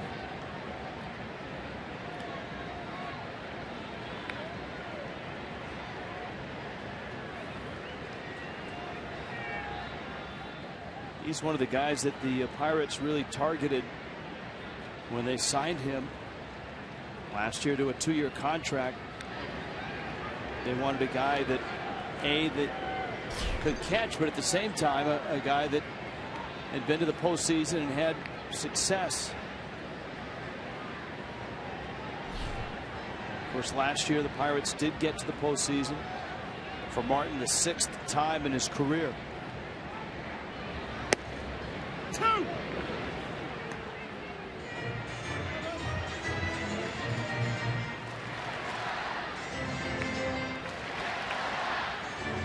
Russell Martin hit 21 home runs for the Yankees a couple of years ago, 2012.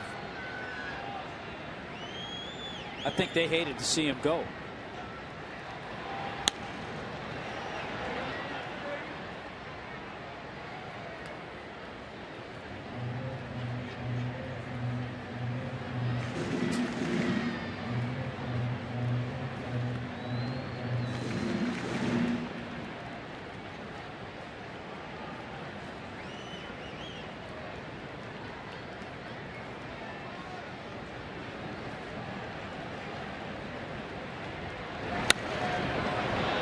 Two fouled off. Good at bat by Martin.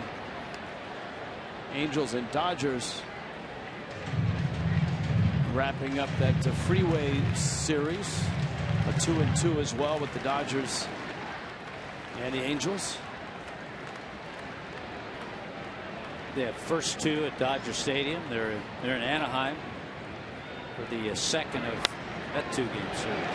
It's amazing how the game turns pretty quickly. Matt Kemp's kind of been a big part of the Dodger engine lately. Boy, he has. He's been their big gun.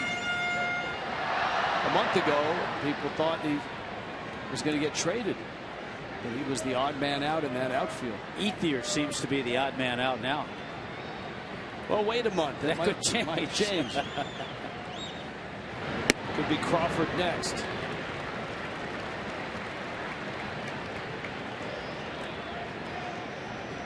Kemp hit a home run last night, and they also got a nice game from Dan Herron, who's kind of been on the fence.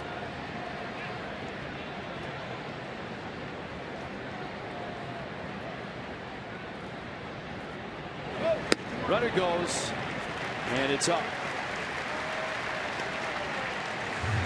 So Brian Flynn, who gave up 3 runs in the 4th, a run here in the 5th. Struggling to get outs right now. Geico quote of the game.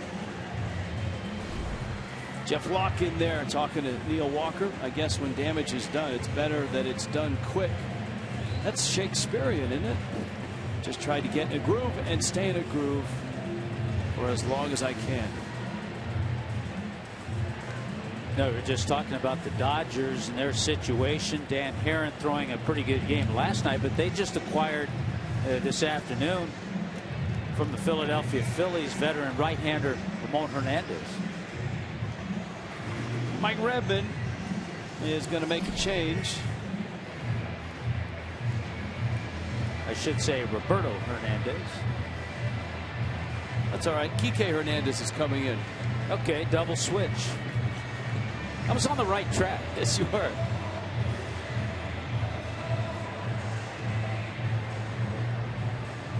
So Mike Redmond first makes his defensive swap, and now he's going to the bullpen. Wes Kendall Toyota call to the bullpen.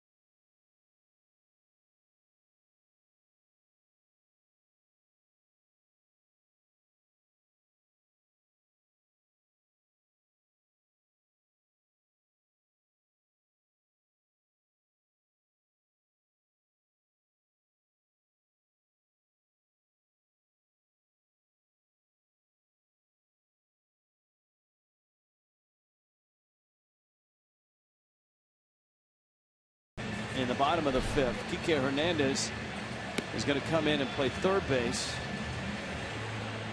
And Sam Dyson will go into Donovan Solano's spot in the order, which is the 7th spot. Hernandez in the 9th spot will lead it off in the 6th. Dyson has been terrific. You see his numbers this year. He pitched a scoreless inning last night. Because of the inning last night, you would hope for 2 innings. If they were quick innings, maybe a third. One thing you give guys like Dyson and Chris Hatcher credit. They're always going to want to take the ball, and that's a delight for a manager.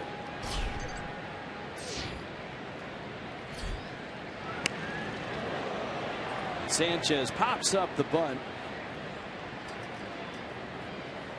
and the count is 0-1. Gabby Sanchez bounced into a double play, flied out. Kike Hernandez still isn't buying the whole bunt thing. He was deep at third. He hasn't played a whole lot of third base, Kike Hernandez.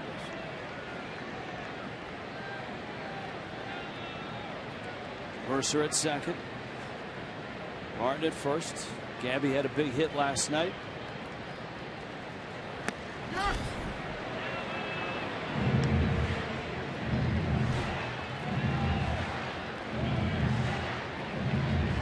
I don't know that Gabby did a whole lot of that in the batting cages growing up as a kid. I don't think he did. Or at the University of Miami, or coming up in the Marlins system. You see, the last sacrifice bunt was as a Marlin in 2011.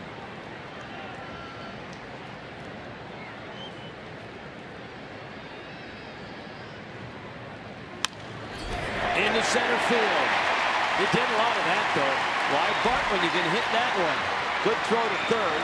And Martin is caught in a rundown. The flip, Echeverria will tag him. And a heads up play by Gabby Sanchez to get to second.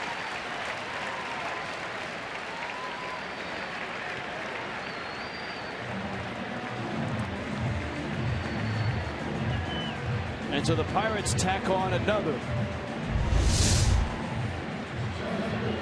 Pretty good pitch, two-seamer down and in. Gabby stays behind it, right back up the middle. And a heads-up throw by Marcell Ozuna. Marlins complete the rundown nicely.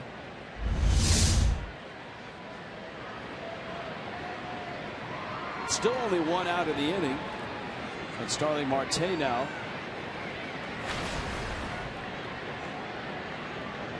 Marte doubled back in the 4th.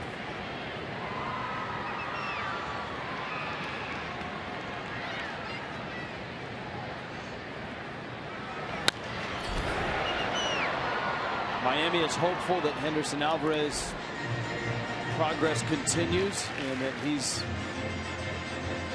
back into the rotation here in a week or so. Yeah, by all accounts, it sounds like everything's going well for Henderson Alvarez. By the way, I've been checking quickly. Never has Kike Hernandez has been in the big leagues all that long, but he's not played third base at the major league level. And in the minor leagues, just 23 games at third base. So more familiar with second, shortstop, and the outfield. Mike Redmond wanting to give Casey McGee a night off. And so rather than put McGee into the ball game, he wants to give him the night off. Unless, of course, it's a key pinch hit spot late in the ball game.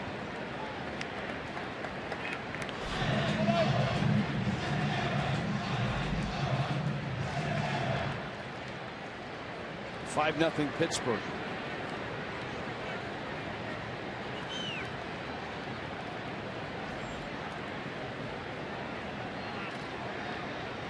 Marte had a dazzling season last year.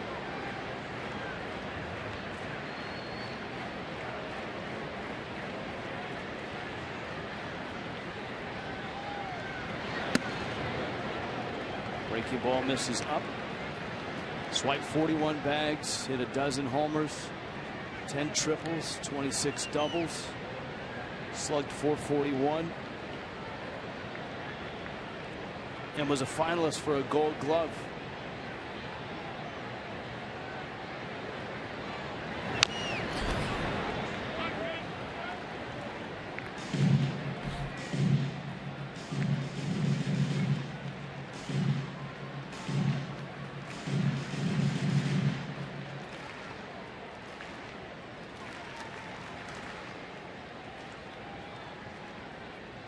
Sam Dyson in relief of Brian Flynn.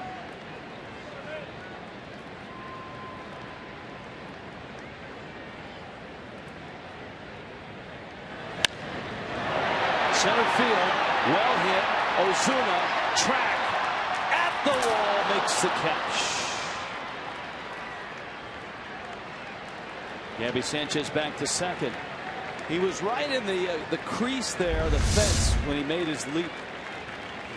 Boy, this ball is hit well by Marte, but a nice job by Marcell Ozuna. Takes a peek, gets to the warning track, and he knows he has a step or two left. You can feel that warning track, the dirt on your cleats. Makes a grab, and then comes back and fires it into the infield.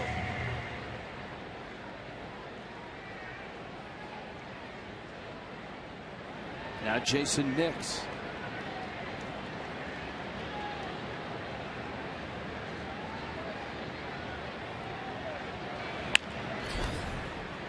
Roller to third. Hey, Kike fires it across. His first taste of third in the big leagues. Pirates add on 5-0.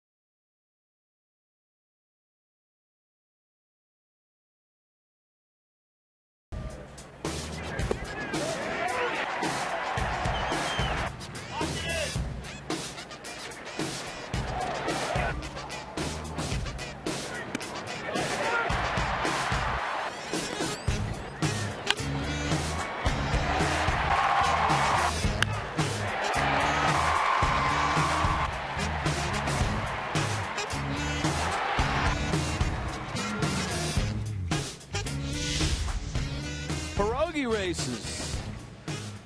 Now one of the pierogies is on the disabled list with a broken foot. There's some long strides for a pierogi.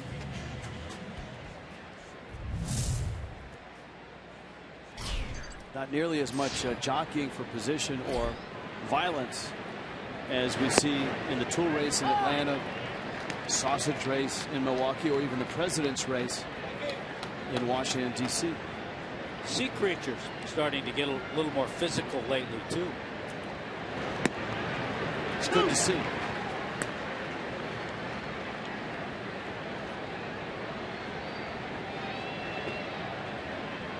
A little more boxing out. Trading paint.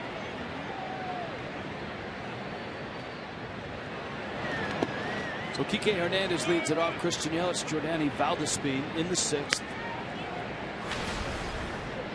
Two very different starts here for Brian Flynn. 4 innings, 8 hits, 5 runs, 2 walks, 3 strikeouts. And Edson Volquez, 5 innings, just 1 hit. He has walked 3, and he has struck out 4. Yeah, he's had quite a few 3-ball counts, and with the 3 walks, that's one of the reasons that pitch count's up there a little bit for Volquez.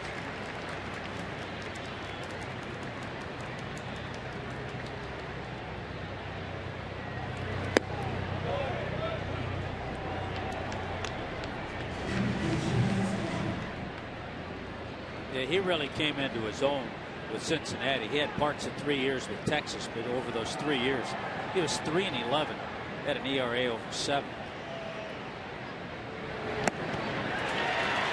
Hernandez strikes out. And 2008 was his big year as a Red. He was an all-star, won 17 games, lost just 6, and was sporting a 3.21 ERA. That was a big year for him. 2010 wasn't.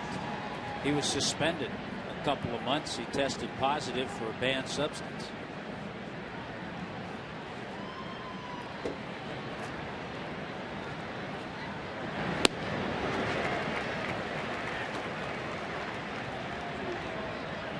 Yelich swings and misses.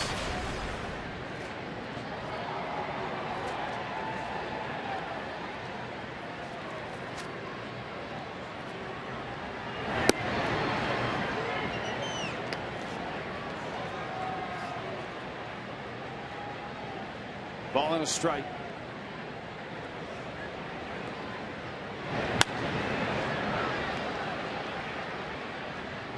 Reds have stretched their lead to 4-0 over the Indians. It's a big series for the Indians too. The Reds, if they win it, move to 3 over. Cleveland would fall a game under. Homer Bailey, as I mentioned before, outstanding tonight. Cardinals at home on top of the Red Sox 3-0. It's in the second. Of course, the Reds, the Cardinals, the Brewers, who have won 3-1. They beat the Giants. And the Pirates are all jumbled up in the Central. Amazingly, Milwaukee's been able to hold on to first place so long, for so many days. They had a 1-game lead over St. Louis that they obviously will keep with that win over the Giants. It took a little hit the other day. I saw where Matt Garza is going to spend some time on the disabled list with an oblique strain.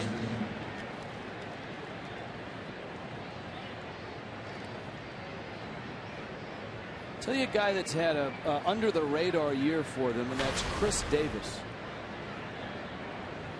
Chris with the K. Crash. 18 homers, 56 runs driven in. OPS closing in on 800.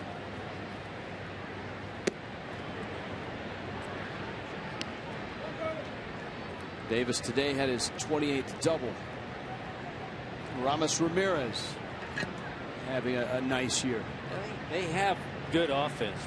Carlos Gomez, Ryan Braun,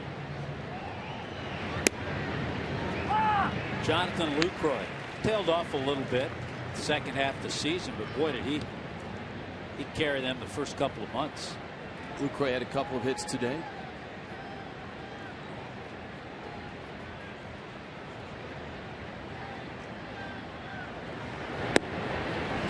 Valdespin takes low. This will be an interesting year, Rich, as far as National League MVP. Well, if Giancarlo Stanton is able to snap out of his funk and get rolling at the end of this month and into September, he certainly has a shot. I think he does. I think Andrew McCutchen, if his injury that doesn't keep him out too long, he'll certainly be in the mix. And I think this year is going to be a year where you'll see some votes going toward a Clayton Kershaw, a pitcher. I was listening to John Smoltz the other night. He adamantly said he's not a big proponent of pitchers being in the MVP discussion. And I agree. And it's nice to hear a pitcher say that. Starting pitchers, he pointed out. Because as the argument goes, they don't affect the day-to-day, just every 5 days. Hey, there are 4 games that they don't affect. And I know there have been arguments made, but yeah, every 5th day. But there's still 4 games that they have absolute no effect on at all.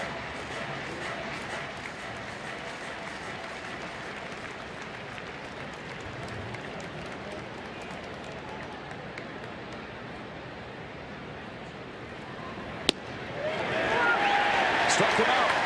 Valdespin is rung up. Volquez has been stifling. Just 1 hit through 6.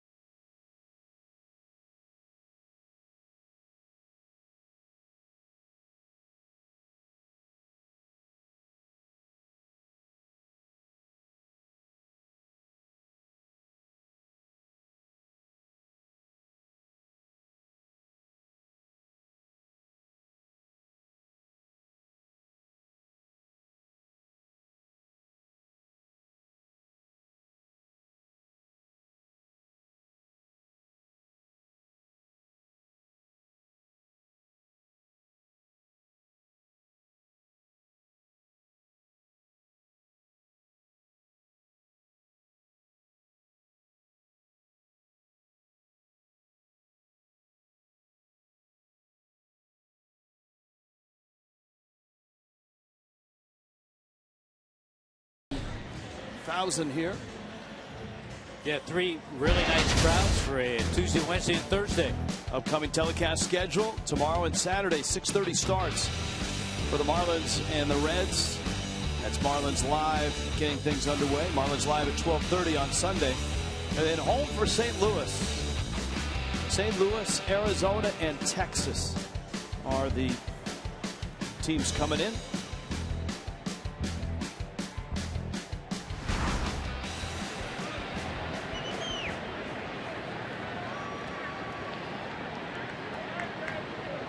Gregory Polanco, Michael Martinez, and then Edinson Volquez. Second inning for Sam Dyson.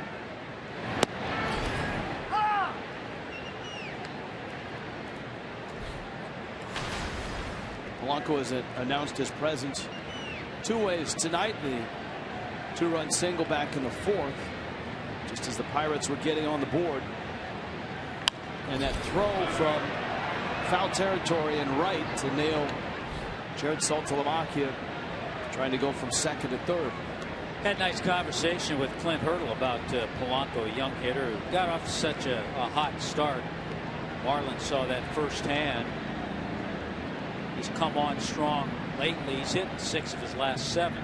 Remember, he hit in his first 11 games.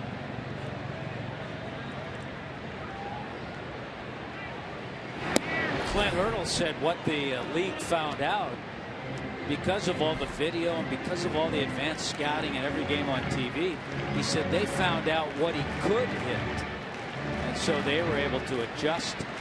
And it's been that adjustment period for Polanco, who has his average mid-250s now. Valdespin gets the out at first. And there'll probably be that period for the young second baseman who just got called up by the Cubs, Javier Baez.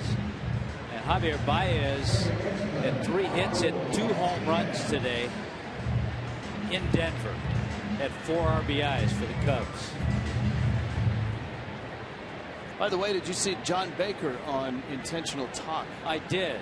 I saw the link to that.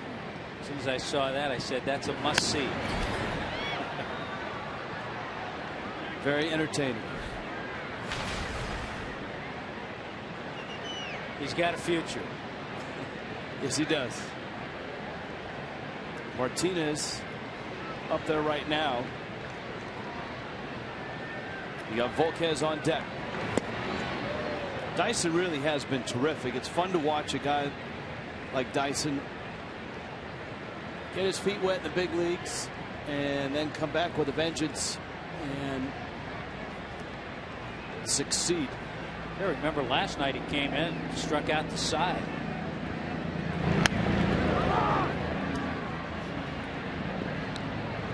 Dyson gets there. Martinez out number 2. Watch party's coming up Sunday. It's a daytime watch party at Duffy's Sports Grill at Coconut Grove. Marlins and Reds at 1:10.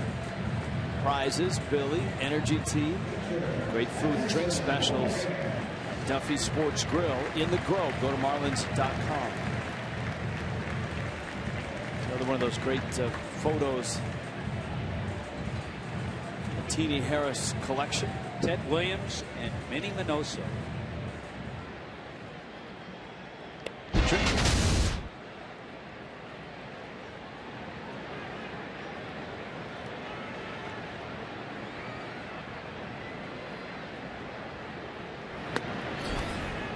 Volquez holds up.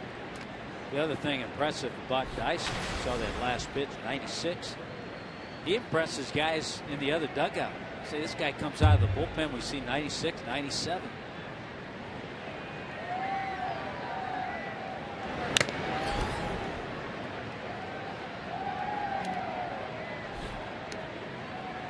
Ball and a strike.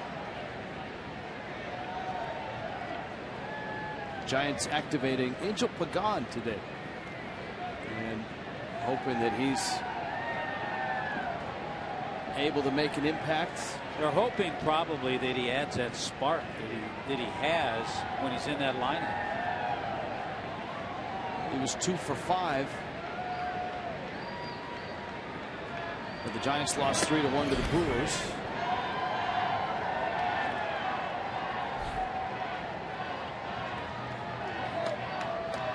Two and 2. Sam Dyson, University of South Carolina.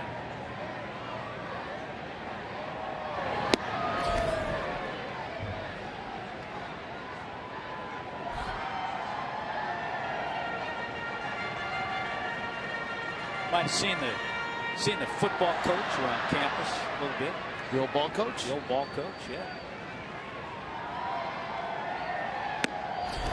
Dyson, 2 scoreless innings in the books. Allison Williams from Legacy Square.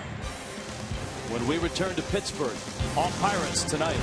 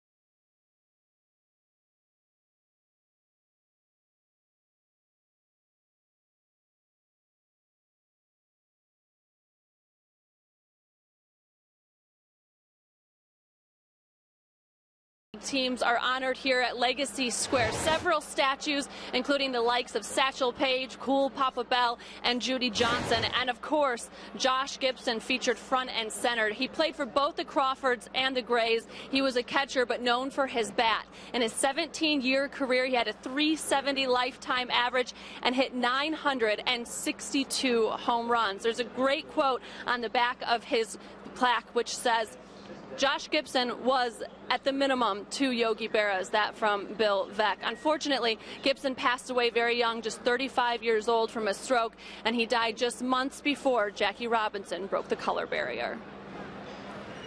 All right, Allison, thank you. Terrific work tonight, and our producer John Sulcer getting out as well, documenting that trip, all the terrific photographs that we've seen tonight. And a great tour of the history of Pittsburgh baseball tonight. On a night where the Pirates are shutting out the Marlins, it's not a bad night for a trip down memory lane. Just one hit for the Fish, Edinson Volquez. We showed you his numbers against the Marlins in his career, and he's lived up to them. Garrett Jones, Marcell Ozuna also coming up. Stanton pounds a breaking ball foul. Well, in case you forgot those numbers, Volquez coming into this game in 6 previous starts against the Marlins, 5-0 and a .195 ERA. The ERA going down. And if this holds, the record going up. Stanton a liner, and Sanchez spears it at first. Boy, it's just tough luck because Giancarlo fought off a really good pitch. Volquez went away, good fastball. Stanton stayed on it, lined it right to first, but Gabby Sanchez was right there.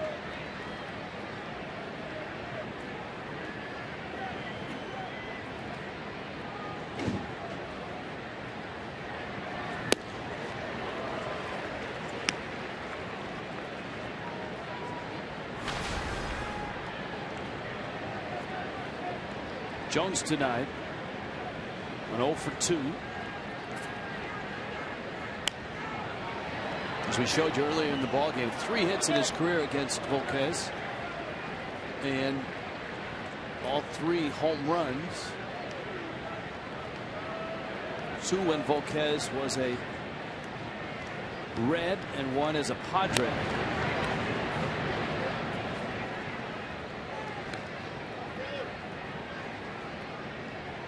Yeah, we've talked about Garrett Jones all of his time. It took him a long time to get to the big leagues. He's hit a lot of home runs. I mean, just a little over 100 in the big leagues. He hit 158 in his time in the minor leagues.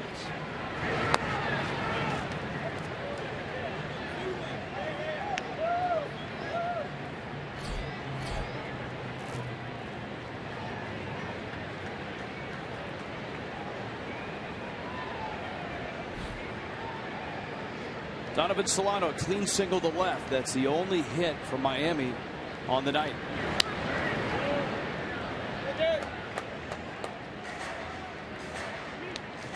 Dan Jennings in Miami's bullpen.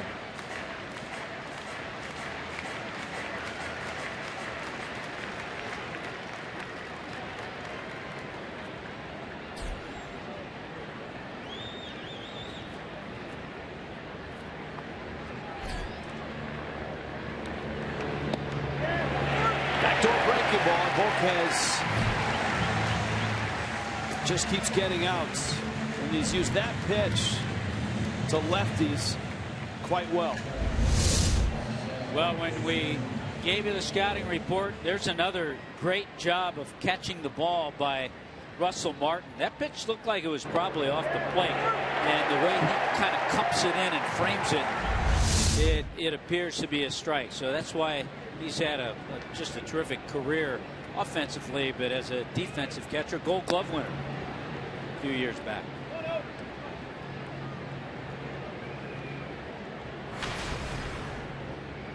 Ozuna's popped out, bounced out.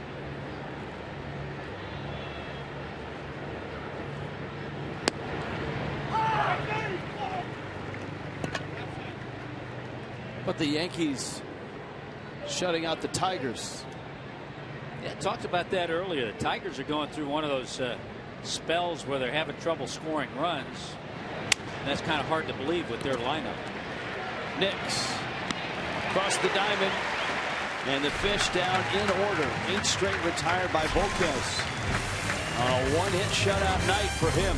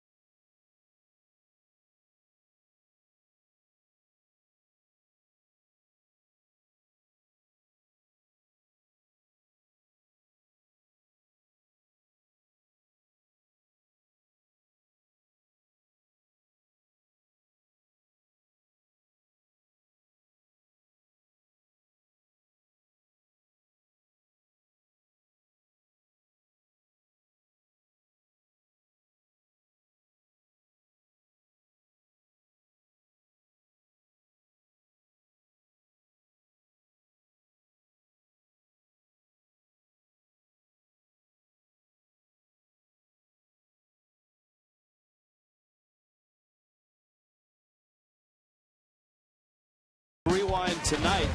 It started with Edinson Volquez hopping out to the mound. A rugged at bat for Giancarlo Stanton with 3 balls that were out of the zone. And you know what? Volquez has been downright nasty. 7 strikeouts. Just a Solano single. And a Pirate right-hander. You would have to think that might be all for Volquez. 106 pitches, comfortable lead for Pittsburgh. They certainly know that they need him down the stretch, but just a tremendous job by the Pirate right-hander tonight. Dan Jennings gets the ball now after 2 nice innings from Sam Dyson.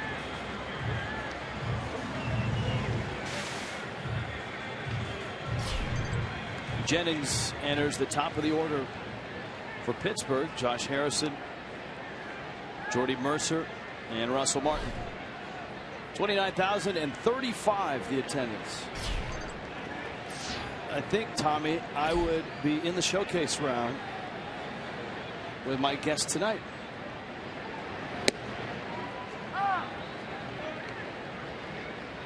That would get me a bowl of Skyline chili. You were closer than I was. Every night the attendance increased a little bit.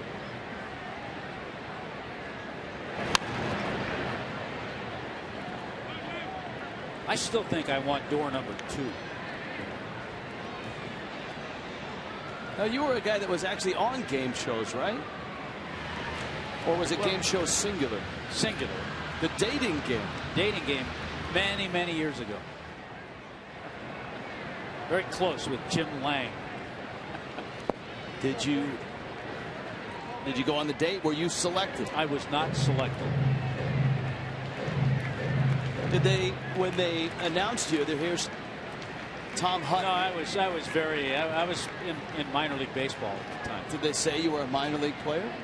No, I don't think they said what you did. That would give it away. You know, you might have a girl on the other side of the curtain who was into sports. You know, so they couldn't give it away what you did. She apparently was not into sports. Apparently not, or my answers.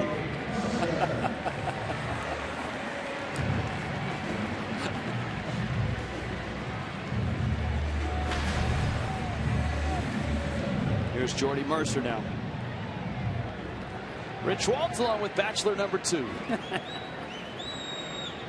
And Allison Williams here in Pittsburgh. Night has fallen. The city has lit up.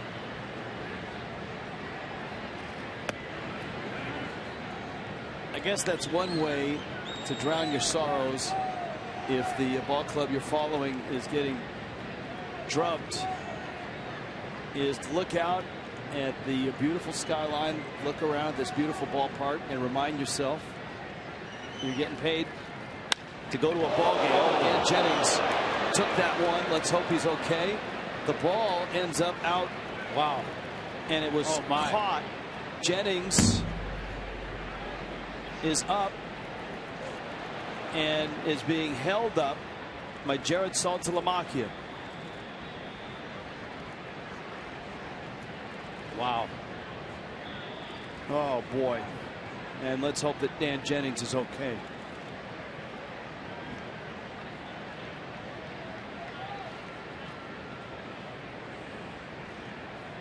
Sean Cunningham, Marlins head trainer, is out there. The Pirates team trainer is there as well.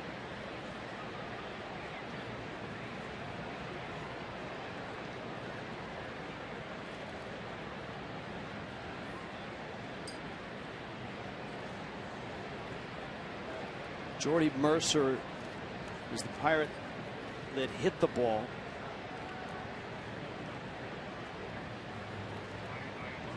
Boy, there's just a silence here of almost 30,000 people. And concern from everyone.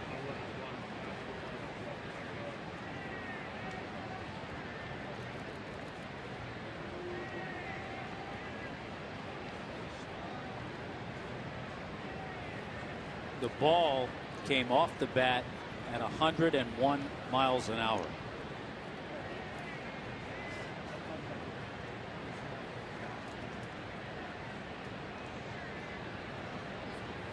Jennings tried to stand. Jared Saltalamacchia arrived, and you could see that his balance wavered. Saltalamacchia helped him down to a knee. His reactions were instinctive.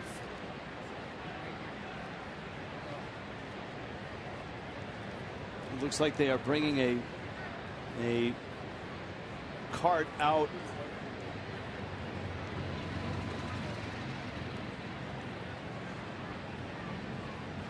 With a backboard.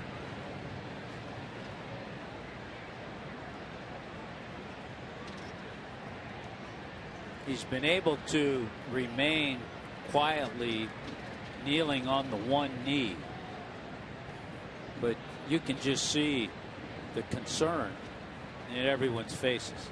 Very popular guy.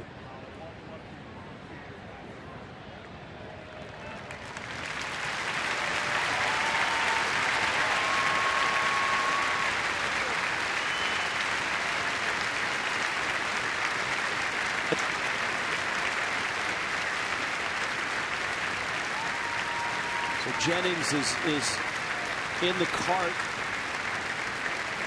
Cunningham is with him. And no doubt he's on his way. There you go. Boy, that's a relief to see him do that. But just shocking to see that ball hit directly back at him. Here's a look at it to see where it did hit.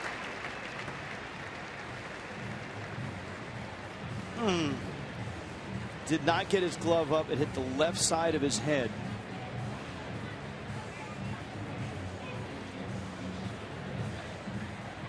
And Saltalamacchia immediately got to him.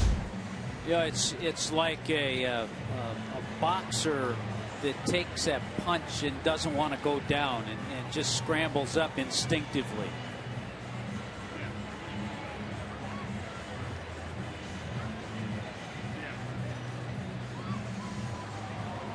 A.J. Ramos comes on. That ball was caught out by second base for an out. Ramos arrives. He'll have as long as he wants to warm up.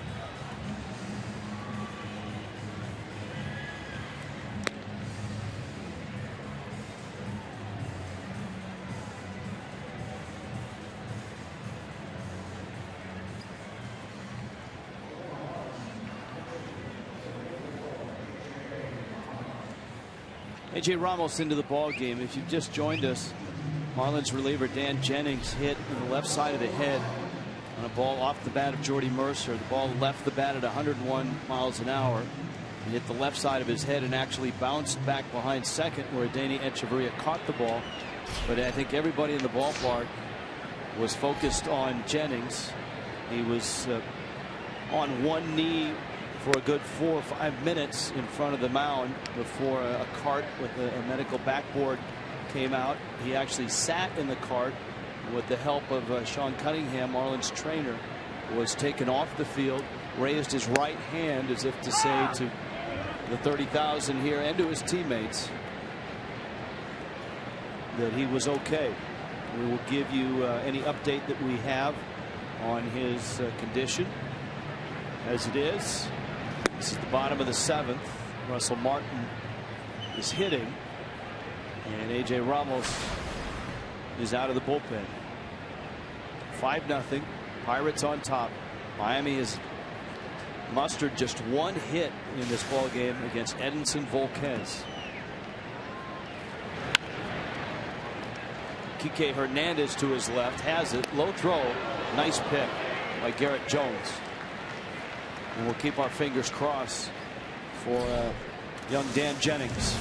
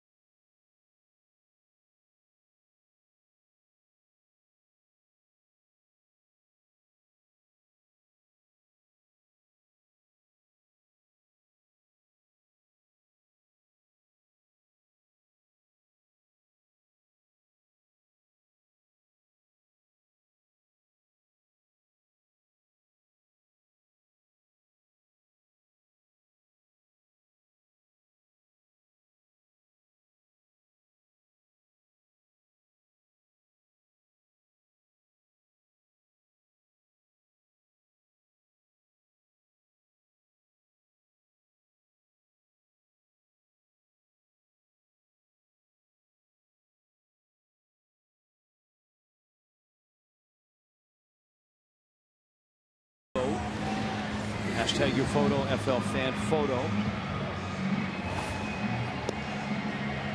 Christian Yelich very popular on the AT&T fan photo.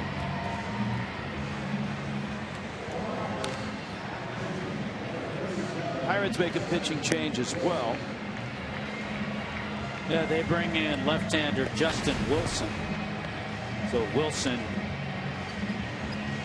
doesn't fit in with some of the ERAs in that Pirate bullpen, but still gives Clint Hurdle another left-hander out there.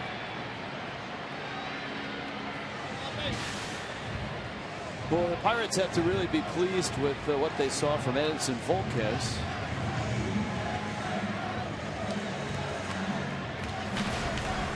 All he did was one hit the fish over 7 innings. Struck out 7 and walked 3. Saltalamacchia swings and misses.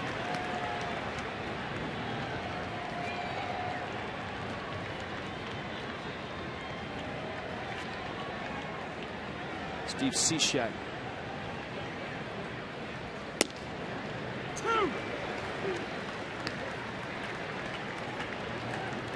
And it's 0-2. Saltalamacchia struck out, walked. They only hit a Donovan Solano single from the 5th. It's out.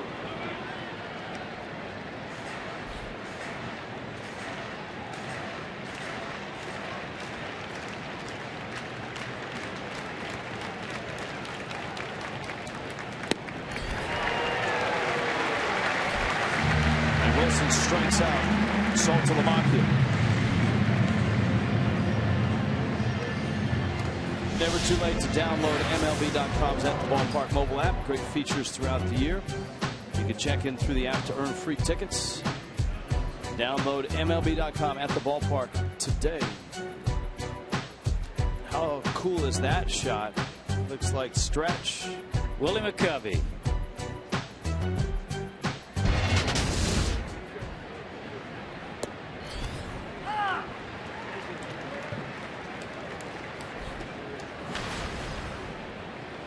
Reed Johnson getting the at-bat. This is the pitcher spot for Miami.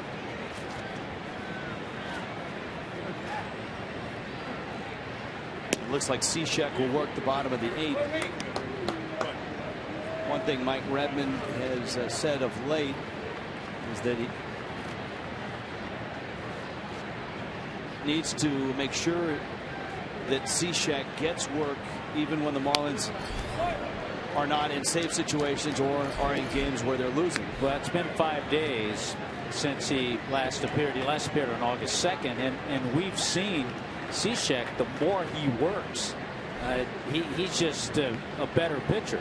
So that's one of the reasons Mike Redmond wants to do that, get him in tonight.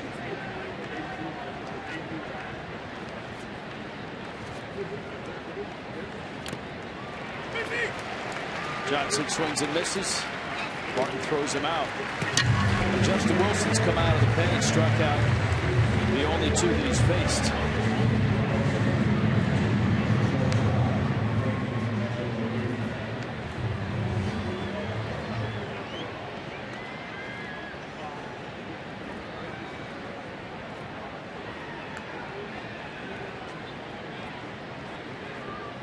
There was Echeverria, who was bounced out. And he hit that foul ball down the right field line. They turn into a double play.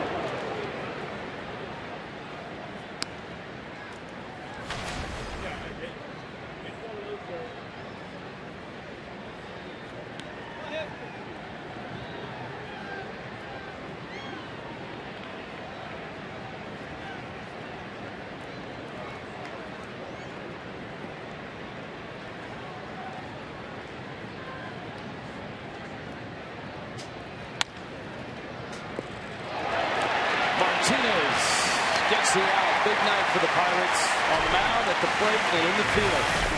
And a 5-0 lead.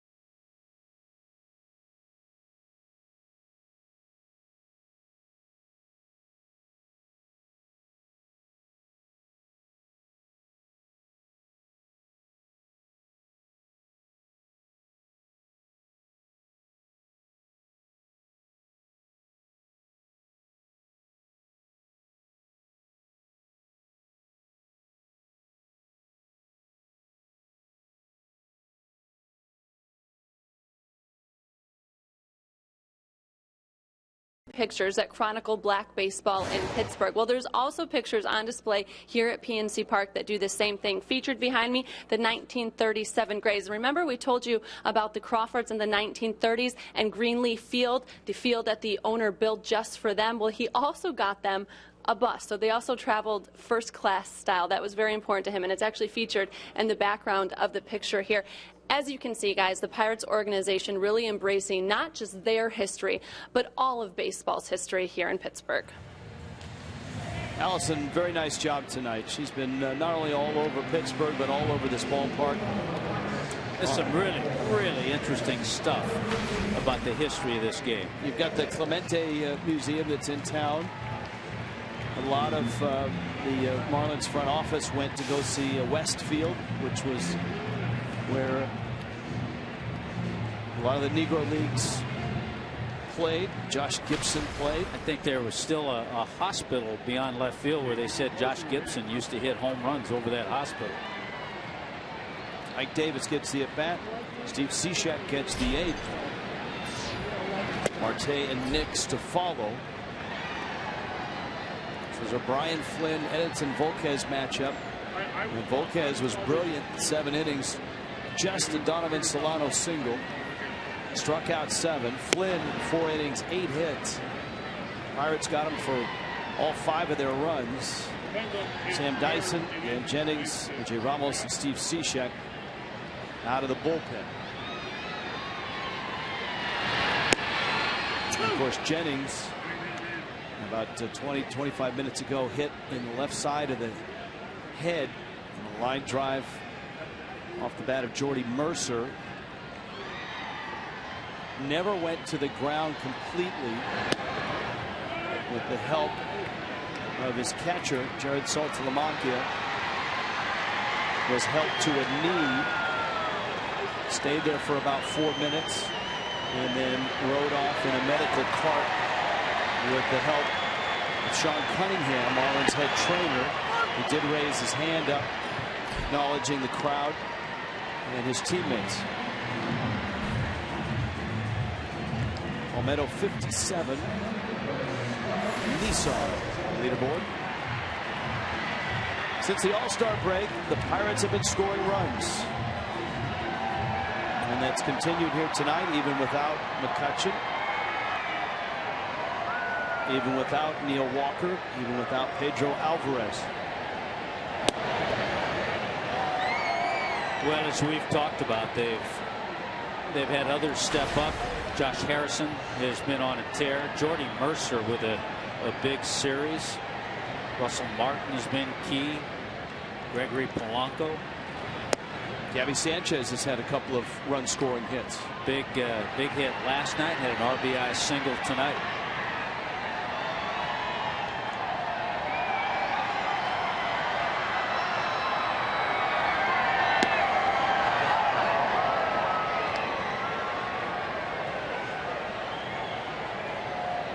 Marte with the count 1-2.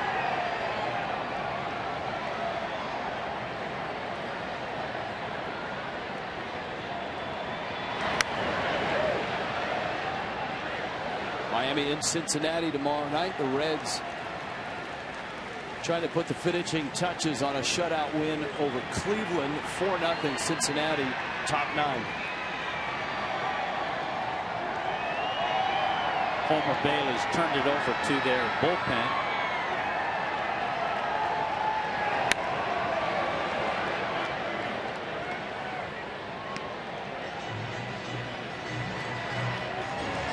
St. Louis has a 1-run lead over Boston, top 4, 3-2 in that one. Earlier today, Washington won on a walk-off Bryce Harper 2-run homer. That in the 13th. Milwaukee won 3-1. They beat the Giants. So if Cincinnati wins, St. Louis needs to win to stay pace. Looks like Pittsburgh's going to do that here. A very tightly bunched Central. That one's hit well. Ozuna won't get it. Marte has got extra bases. A double, his second double of the night. His 18th of the season. Yeah, this ball was stung by Starling Marte. Kind of a slider that flattened out. And you can see kind of the reaction of Steve Cishek, too. He knew it wasn't a good pitch, and sometimes a hitter pops that pitch up, but Marte didn't. He hit a rocket into center field.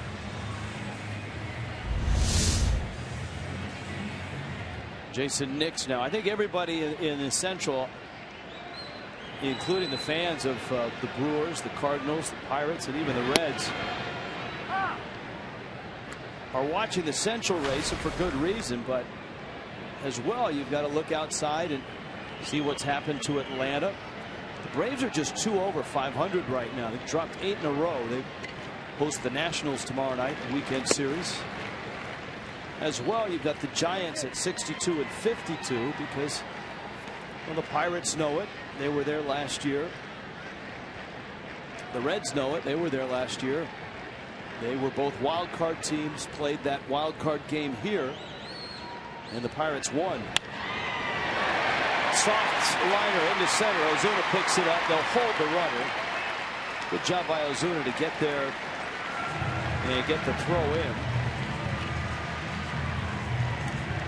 Well, with Nix getting that base hit, everybody in the Pirate lineup, with the exception of the number 8 hitter, Michael Martinez, with at least 1 hit. So it's been contributions from all.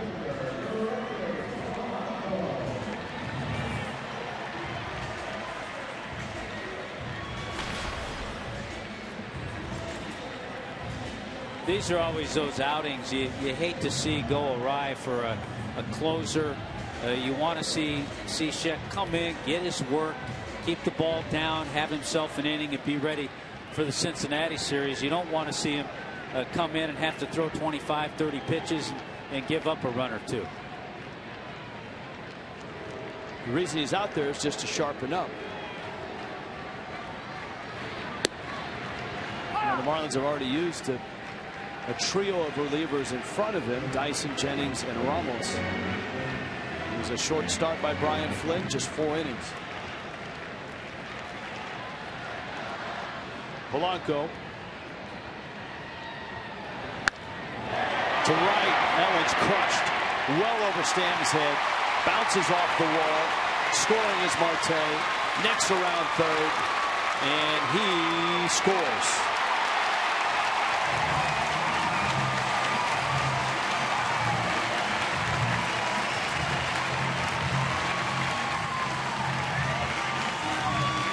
Two-run double and a 7-0 lead. All of a sudden, some pitches up. The double by Marte was a slider up. This was a fastball up, and boy, Polanco crushed it.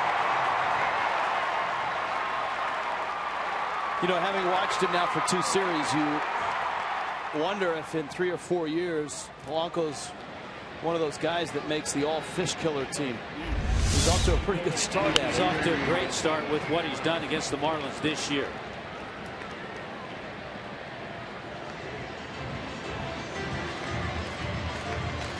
Four RBIs in this one tonight.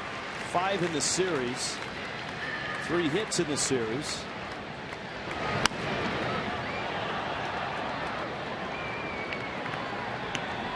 And he had a weekend's worth of big hits against the Marlins when he was down in Miami.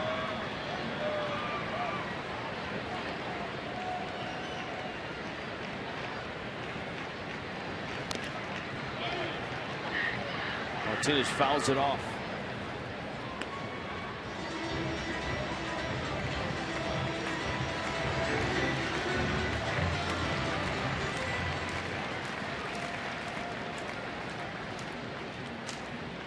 Stolmy Pimentel in the pen. Martinez strikes out.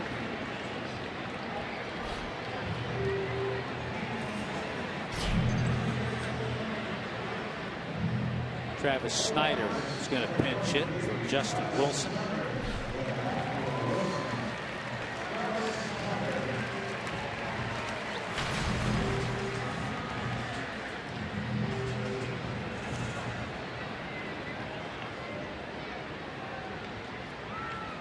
Marlins bullpen is active right now. And that's exactly what Tommy was talking about. In a night where you're just trying to get your closer work, you don't want him to get overworked. Then you look ahead to tomorrow night. I would expect Sam Dyson might not be available. He threw an inning last night. He threw 2 innings tonight. And you don't know the situation with Dan Jennings. So all those things right now are going through Mike Redmond's mind. Of course, the other dynamic this weekend is the start on Saturday. Marlins have not announced a starter yet. All signs seem to point at Brad Penny.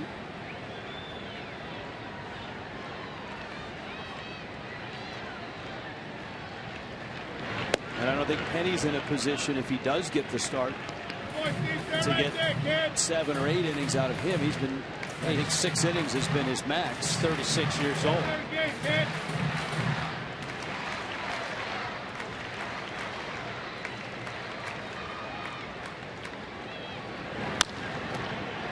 Bouncer up the middle. Echeverria turning. And he's called out. Whether he is out, not sure. Clint Hurdle's on his way out. Now it's a 7-0 ball game. But as a manager, we've talked to managers about this.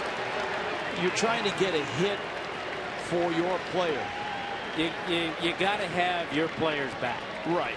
And that's why Hurdle's going out there now. I think the baseball man that Clint Hurdle is, if he wasn't going out there trying to get a hit for his player, he would just as soon say, hey, just move the game along. That's a terrific play by Echeverria. Look at the ground that Echeverria had to cover.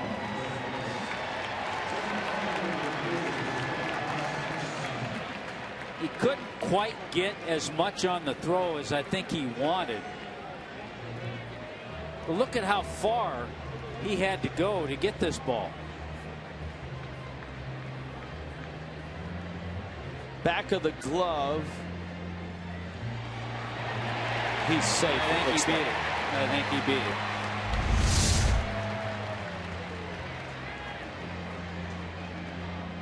it. It does a couple things. It'll probably get a hit for Snyder. It also gives Chris Hatcher a few extra tosses down in that bullpen to get loose if Mike Redmond wants to go get Hatcher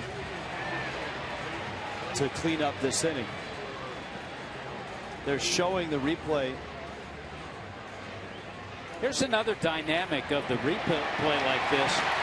Polanco was the runner at second base.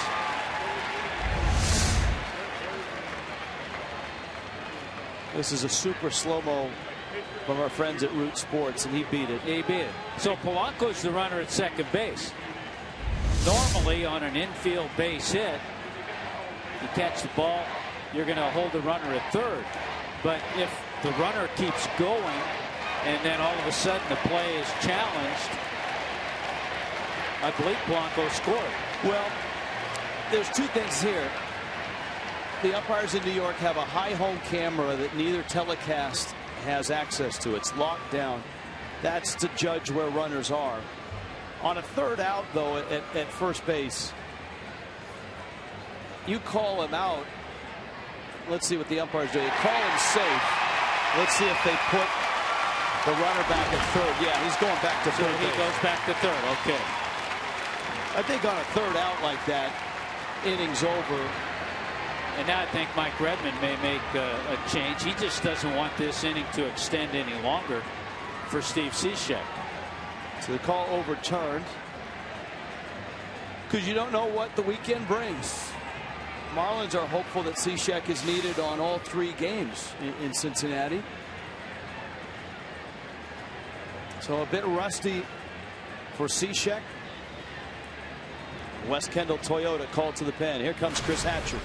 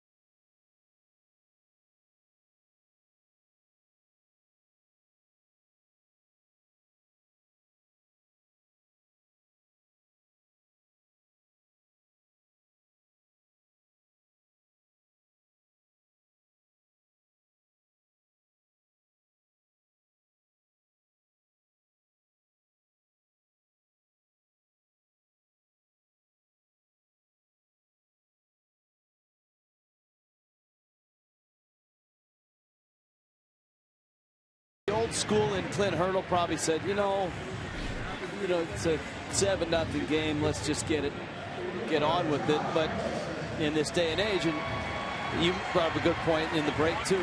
He's a guy that wasn't a great major league player. He knows how tough it is to get a hit. Former hitting coach. He knows how important those hits are, and he saw the opportunity to get one of his players, and he had his players back.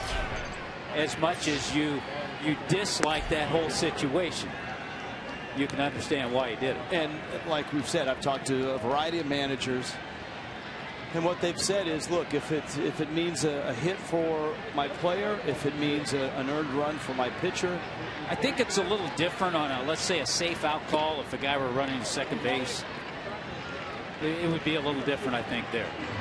Absolutely. Especially with the lead that the Pirates have.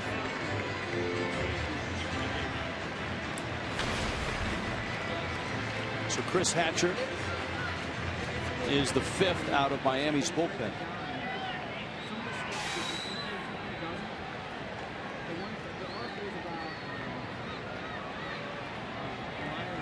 He's got Josh Harrison. Hatcher more and more has better secondary stuff, the split, the breaking ball. I know a couple of scouts that we talked to here in Pittsburgh impressed with the splitter.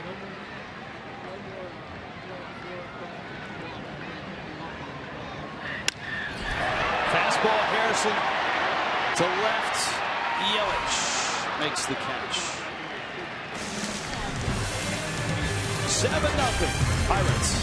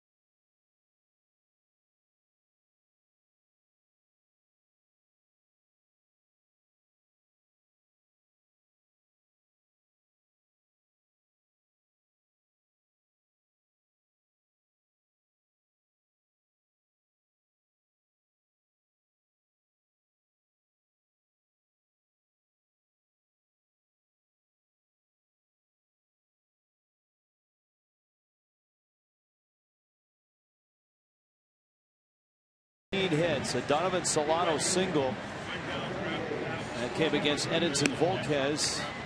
It was brilliant. And Gregory Polanco having another big night at Miami's expense. Big night for Polanco. Jordy Mercer with 3 hits, scored a couple of runs.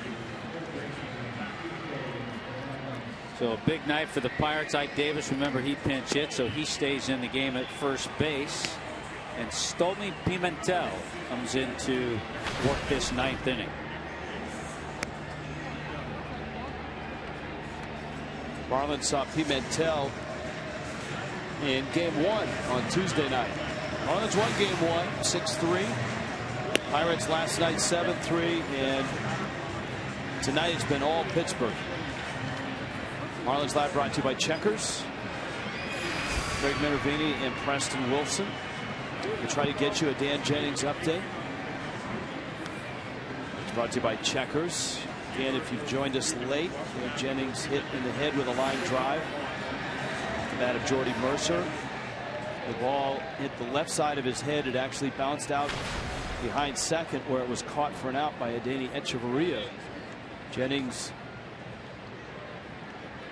got back up to his feet, stumbled a bit, and Jared Saltalamacchia was there to help him to a knee where he stayed for 4 minutes or so. Was attended to and left on a medical cart. I think the bit of good news there is that he was sitting up in the cart as the cart left the ballpark and waved to the crowd, which really respectfully gave him a nice ovation too. And there it is.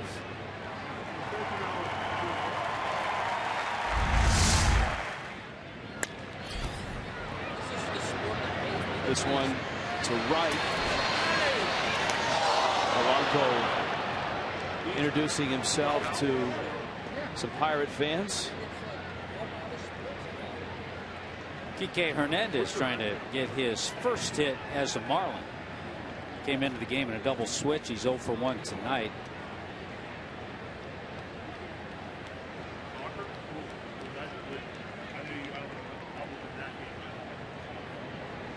Casey McGee had the night off. Mike Leake on the mound. Marlins going with Nathan Eovaldi.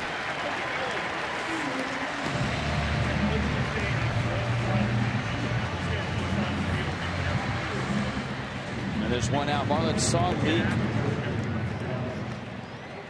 last weekend on the Sunday. Yeah, he pitched pretty well. 6 innings, a run, gave up 3 hits. Not an overpowering guy, but certainly a guy that knows how to manage a game. He was a little out of character in that game. He walked 4. Generally, Leake has pretty good control and is around the strike zone.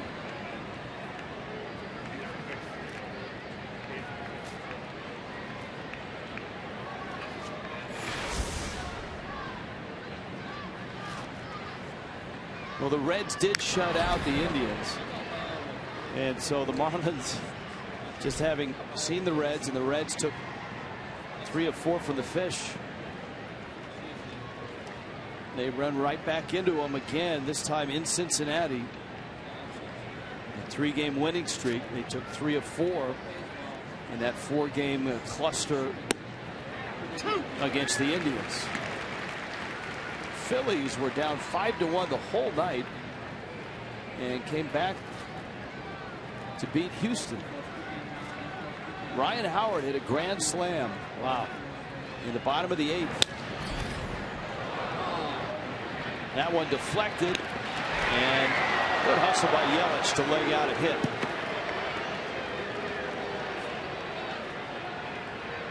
Well, if ever there were some parks that you would choose to try to get the offense going, one of them would be Great American Ballpark. Deflected by Pimentel, and the speed of Yelich picks up an infield base hit. So the Marlins need to get some offense going over the weekend in Cincinnati.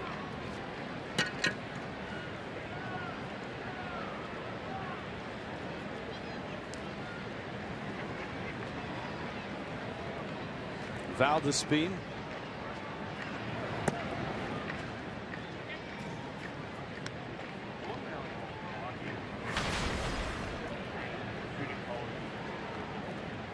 I was just looking back, Rich. The Marlins over their last 10 games, including this one, they will have gone 4-6. The number that stands out, the Marlins have not allowed a home run in their last 10 games. Remember, Cincinnati came to town. They'd been struggling. They hadn't homered in a 3-game series at home before they came to Miami. And that speaks to the lack of runs that the Marlins have been scoring.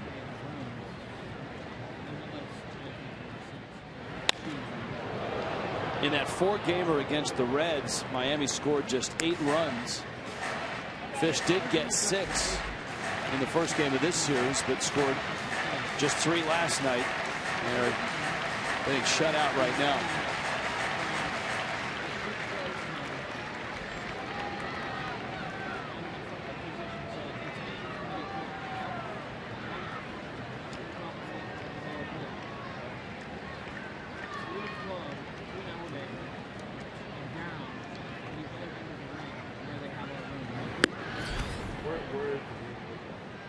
Great American Ballpark is a great place to hit. Just looking at Giancarlo Stanton's history there, 13 games, 3 home runs, 7 RBIs, a 273 average. And this ballpark remains one that, for Stanton, any park that he's played more than 6 games in, he's homered in, except this one. Yeah, this is the 11th game he's played here at PNC. And just 1 RBI during that period, too. Now this made a big swing and a miss.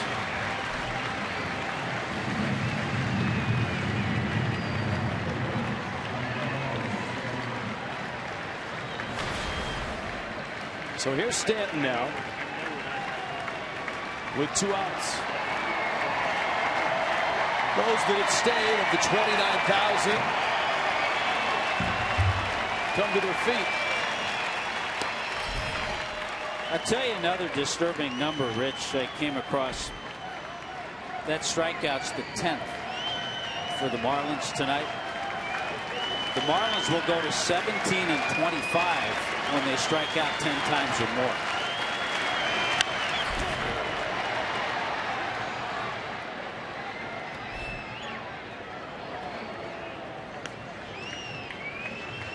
And you look at their record when they don't strike out 10 times or more, they're 2 or 3 games over 500.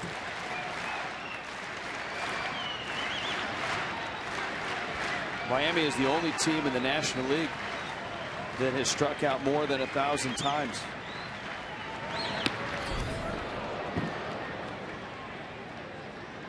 A wild pitch. The Cubs going into play tonight, 968 strikeouts. The Marlins over 1,020. It's a young club. It's an aggressive club.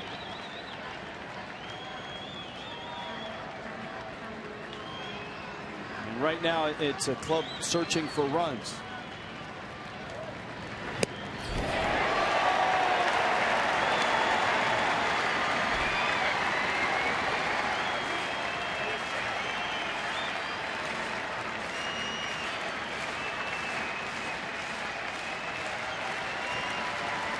Two coming.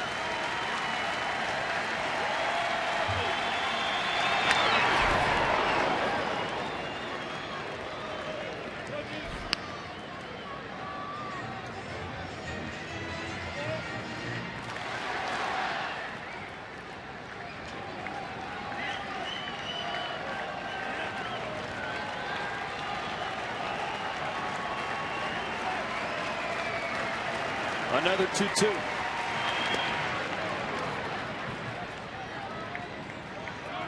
Well, he's missed badly with some sliders, so you know it's going to be power against power on this next pitch.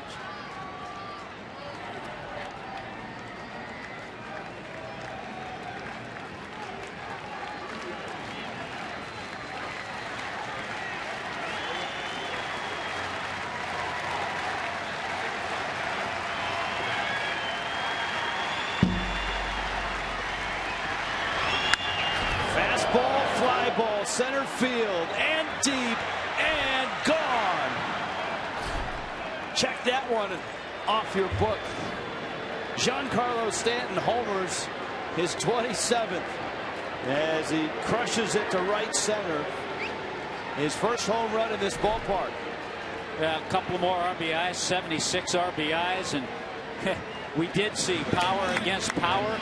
And that time, the power of Giancarlo Stanton prevailed. Here it comes. I'm going to throw it. Let's see if you can hit it.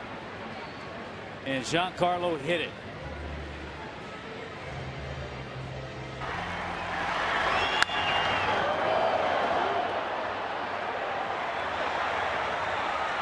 Stanton wasn't quite sure.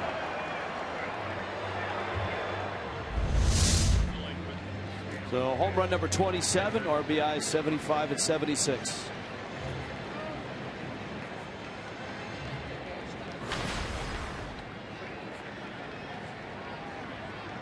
as Garrett Jones climbs in. We have received word on Dan Jennings.